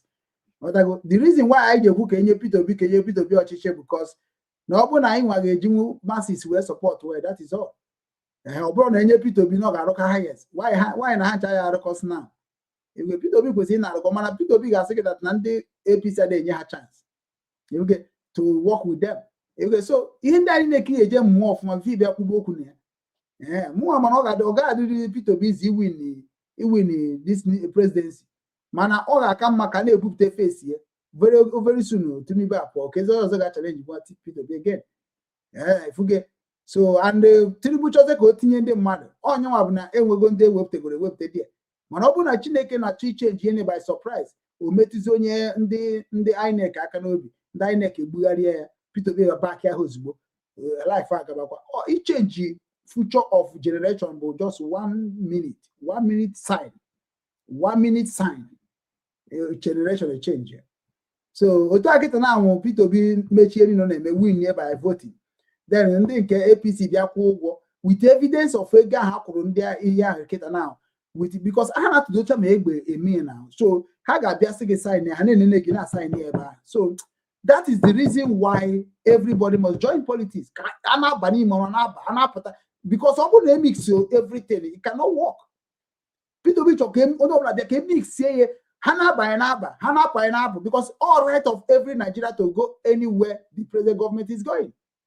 Because before campaign, before election, I got truth is maybe say free. So the PCM right even the INEC without the party also. So if everybody now they follow you, man ọ bụrụ na onye ọbụla na-achọ ego na-azụ na jeopardize ọ ga-emekwa ya ga-emekwa na onye ọbụla tawa afọ. That's why you believe in everybody have to join politics. Join politics. Mụ na ụma join go already in international very soon kita nchọ ofu party nge t-shirts bụ ba because mụ ama just na corruption na social media every year to year. How many years today?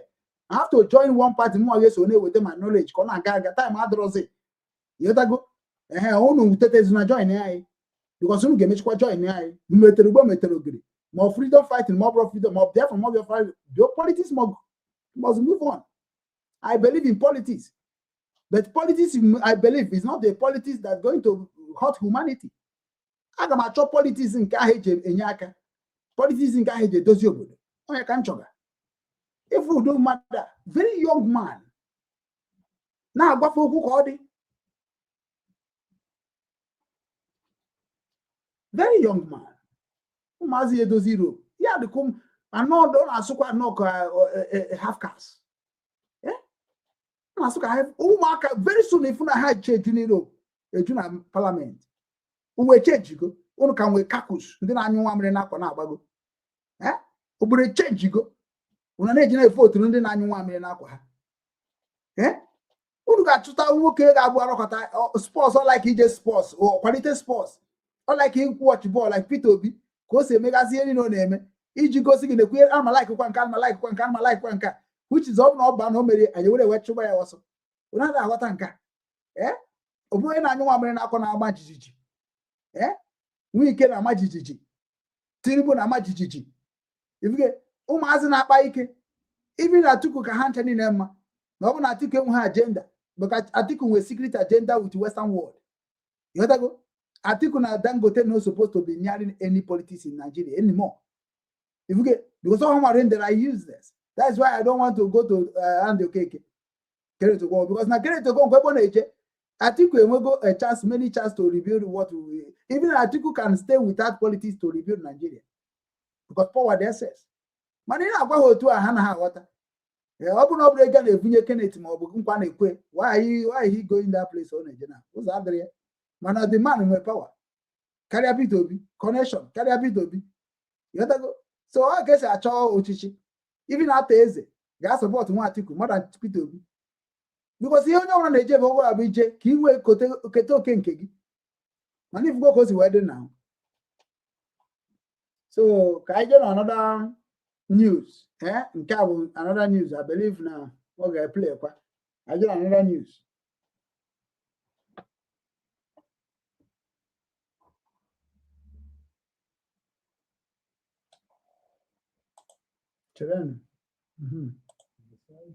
The reception facilities overwhelmed and thousands sleeping on the streets. The Spanish Prime Minister Pedro Sanchez is visiting the region today. The crisis follows a ruling by Spain's Supreme Court that migrants cannot be returned to Morocco if they're stopped at sea. Spain has deployed soldiers in its North African enclave of Ceuta after an estimated 49,000 migrants crossed there from Morocco. At least 18 people have lost their lives in the surge, leaving reception facilities overwhelmed and thousands sleeping on the streets. The Spanish Prime Minister Pedro Sanchez is visiting the region today. The crisis follows a ruling by Spain's Supreme Court that migrants cannot be returned to Morocco if they're stopped at sea. Spain has deployed soldiers in its North African enclave of Ceuta after an estimated 49,000 migrants. 49,000. 49,000 immigrants just migrate to France, okay? To Spain. Whereby, no, from Morocco. Manakita now, I jog now. Oyama politics no one umi one can go politics or one not support the children but House of Representatives. Yeah, my support we age of 4 exactly. Very soon I got contact here because by one imagine Christian at challenge age of Isaac to go and get that man.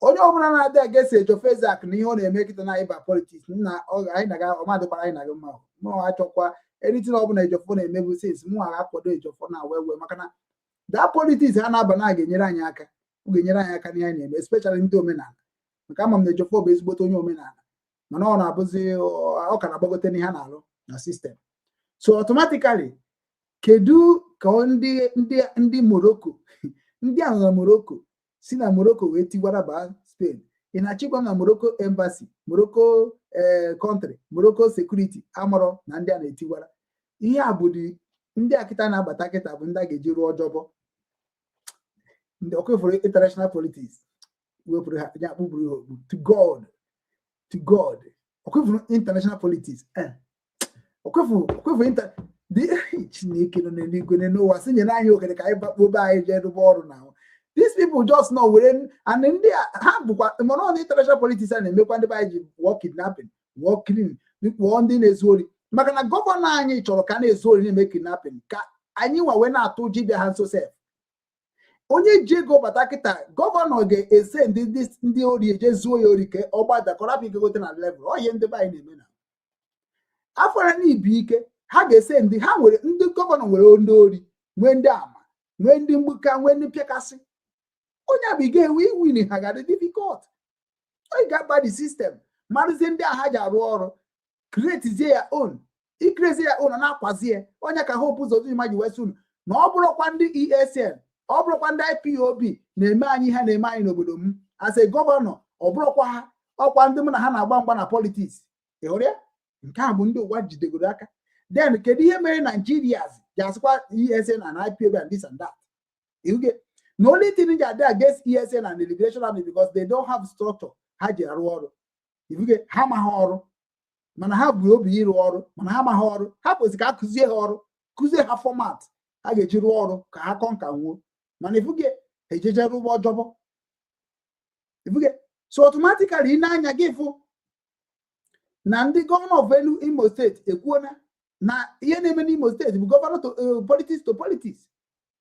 Manobuno mu yuto ibacha mazi dibi akita na ekuso konya udonye echem no ya the House of Representatives of Obodie natago ma waja ha na emechisi mmadụ ntị na social media eche na ndị a ga jump si baa ya Manage as natural politics. Mania in a bit corruption na social media be politics. That nonsense in a come a culture be politics. Because each of us side and people, or you can talk outside and couple, that is what they call politics. Disagree and agree is a politics. So all of you have to use it called Baro Momoge. On social media, they waste your energy. Each other is not when an abode. Judge the politics came official. Don't talk nonsense on social media. I can just go them. Non leave. Join any politics. Only join here with people can say promote to Maswell and they promote Maswell on Moyambo. How wrong when but on this platform? You could go much. Our platform got a cool. Man, that politics are join. I like it. You can just promote here now. I don't support P2B. You can just promote here. So go with that. Here home met on a Biafra struggle. Here home met on a ben and the kind of case. Yes, is in a politics game. That is it. Because all he try, Okorogi, no try. I may promote you, Jeffo. I may promote you one I woke up Chukungoke. Na Akeze. Oh, no, if you post quite again. Oh, for 100 me has what I when they am support to go be one day foundation as well. Everybody kit and I address it together. Oh, no, for an in any party as well. With me, I will promote them, I will talk about you. Those all who have been there from local government, from local government, from youth chairman, from councillor, from House of Representatives, from Senate, Nariban, Governor, Nariban. As far as I'm money, the serious, no broken there with your face. Ma. Bian Mapadun. The engine on social media become Quadon the Igbo name of ma, or bro, what yours, and redirecting the Igbo Fuzo. 49,000 migrants. Yeah?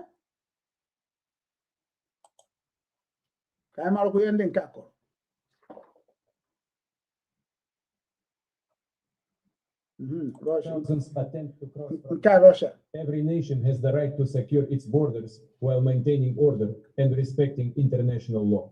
Border crises cannot be solved by emotion alone. They require clear decisions and long-term strategy. Europe now faces a serious test of security, stability, and cooperation.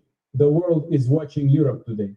I see the growing pressure at Spain's Ceuta border as thousands attempt to cross from Morocco. Every nation has the right to secure its borders while maintaining order and respecting international law. Border crises cannot be solved by emotion alone. They require clear decisions and long-term strategy. Europe now faces a serious test of security, stability, and cooperation. The world is watching Europe today. Now,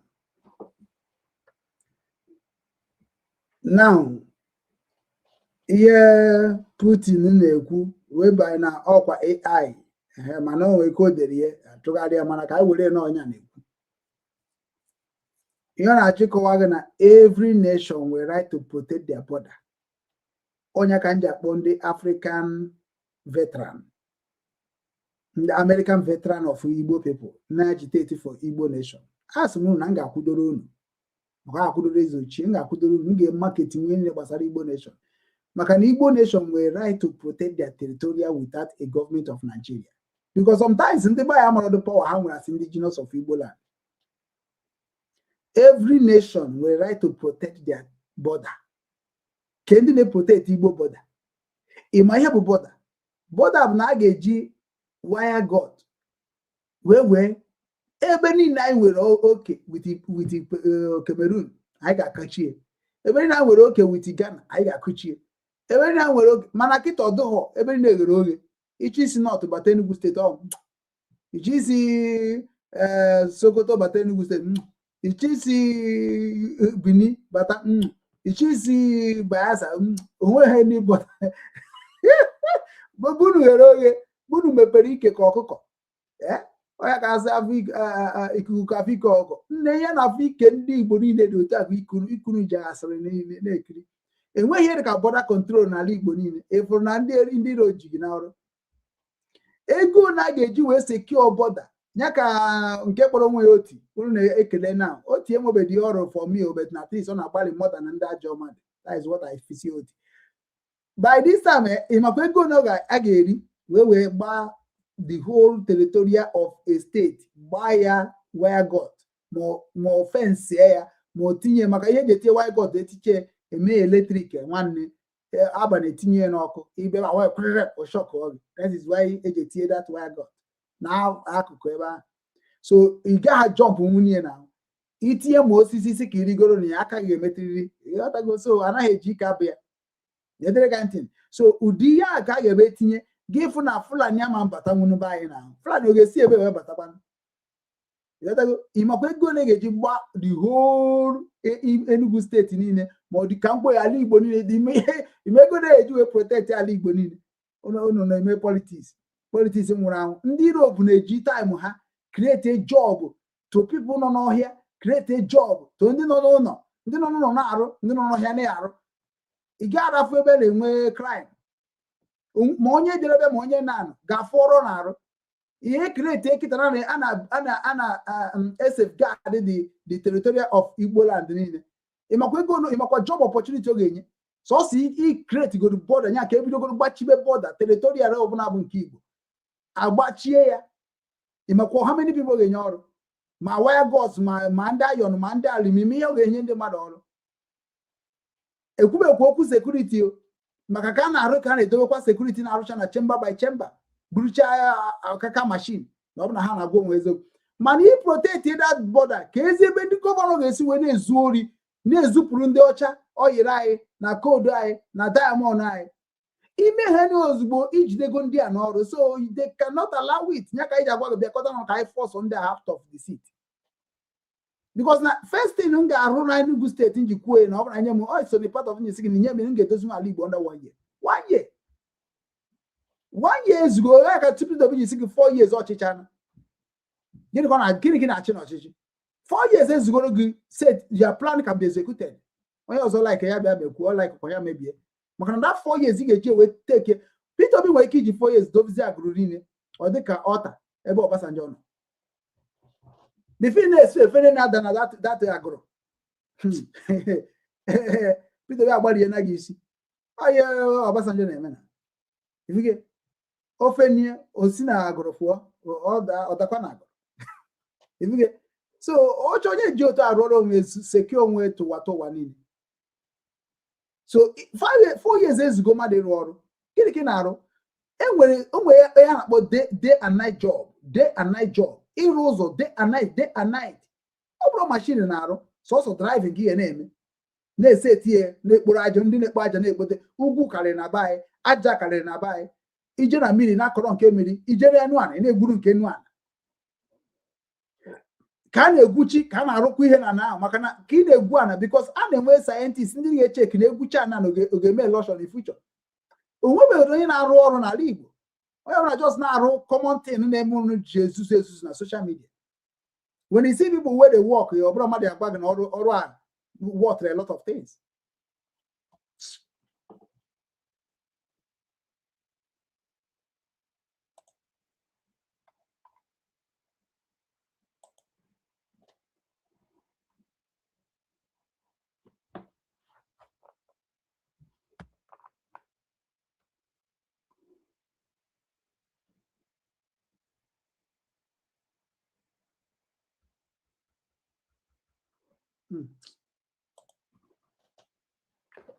This as the biggest crisis since at least 2021. Spanish soldiers were deployed to restore order in the city. The influx of people was encouraged by a ruling from Spain's Supreme Court that said those who swam into the city could not immediately be turned back. So where is Ceuta and how many people live there? Ceuta is a Spanish autonomous city with a population of 85,000. Located on the north coast of Africa on a small peninsula bordering Morocco. It's a territory of 7 square miles and is one of 2 European Union territories that share a land border with Africa. As such, they have frequent flashpoints in Europe's illegal immigration crisis. Pedro Sanchez, the Spanish Prime Minister, has travelled to the Tarajal border crossing in an attempt to address the crisis, but has so far resisted declaring a national emergency, despite a request from Ceuta's autonomous government that he do so. Spain's Interior Ministry announced an agreement with Morocco to speed up the return as soon as possible of all migrants who have entered Ceuta illegally in recent days, but it gave no further details how this would be achieved without legal consequences. How? That one. and the Facebook una afugonu ka o si wee daa ka ije na comment section. So ọ dịgo ka ọ ga-adị onye ọbụla were ntị ya nụrụ ihe. Ekeneze kenara good morning daalụ. Ekeneze sikwa happy new month daalụ nwanne m nwoke ya gazie. Franklin dekwara anything without Biafra liberation is waste of time. Go look for another thing. Of course. He kwuru ka ọ bụ na mbọsị ọbụla ịnọchiziri ụzọ amazi that na liberation Biafra liberation army, are they human or are they animal? So now you go talk that one. You are fake and you are not to be trusted. Trust. Liberation army now. Who are they? Where are they? Are criminal. Could have gentle ya whole new recall. No why yaputani now. Only use you get me for a scum. He goes combo very soon. He goes combo. He got funny and try and see. Over it on social media. Have to go to moon. No, man. I trust Panamo, and I will not trust you. So as you may trust yourself. No way to trust someone or you. Don't trust me because no more I trust or anybody. Onye trust go don we trust about marriage. So all more agunu yen name. So you no talk ali go dem na talk them is up to all of you. I don't care. What I go? Onye nke na ye na-ekwu ha na ndị na-ekwu okwu na bụ ndị YouTube na YouTube ka ha nọ. So ndị TikTok no ga na-ege so mgbe. You want to scam o ma he de ndị Igbo. Ikwesi next time ide NDI ndị Igbos. Ikwesi ndị Igbo with 50,000 naira. Yes. Obro by force. I didn't make him by force. I didn't make him by fundraising. I didn't make him by fundraising or fundraising could not be anymore. I didn't make fundraising. No, you name Abia a join here equal 50,000 naira. All the very simple. It's clear. It's not by force, but Muhammad couldn't wear the Liberation Army to destroy Igbo land. It will not happen again. Back again. Again. Only soon we arrest them. More particularly, we arrest only soon. If you have anything small, anything, I will arrest your leader. That is how you be. So if you try, you go see. And I don't know why you join them. Chideke pokwandi Igbo ọkụ. Maka ndị Igbo enweghị knowledge. Enweghị amaghị ihe. Ọ mụ na-enyere ha aka. Na nzara Obinwannem ndị Igbo because Cameroon ebere. Nyu na amamihe. Imi o take m ịma ihe na gunu today. Na anyị na de Liberation Army. Liberation Army ọ bụ ha gbusisi ndị mmadụ n'ala Igbo. Ọ ha gburu mmadụ. Ọ ha cost Simon ji je mkpọrọ. Liberation Army. If I write a letter immediately, all you open up na Liberation Army will come and question. You can I made Liberation Army. Who are you? What are you liberating? Since how many more can I make Liberation Army? Oga ha do to na libu. Anu na emekwana onye onu ga ejide onwu na aka. Jide onwu na aka. Maka Chineke ga-akpọ unu ọkụ very true. Maka na ihe ahụ ichere ndị mmadụ ka ga-echere gị. Very simple. So ndị nke abụ ndị nọ na social media. Also please, please my use this I go check out of myself to unite Biafra. Sorry, I want me just here.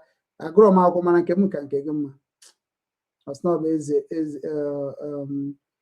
Okay, only get in cabeze and cause us me. My block on you say Nike. Call no the also. And my block is quite for what?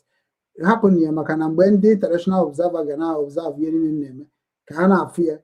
Even Liberation Army again. So when they ask me, I'm not now. So I'll go Agabasa, I delete Quadania, delete Quania because now observer must be observing my page. So Muana go messy hair free.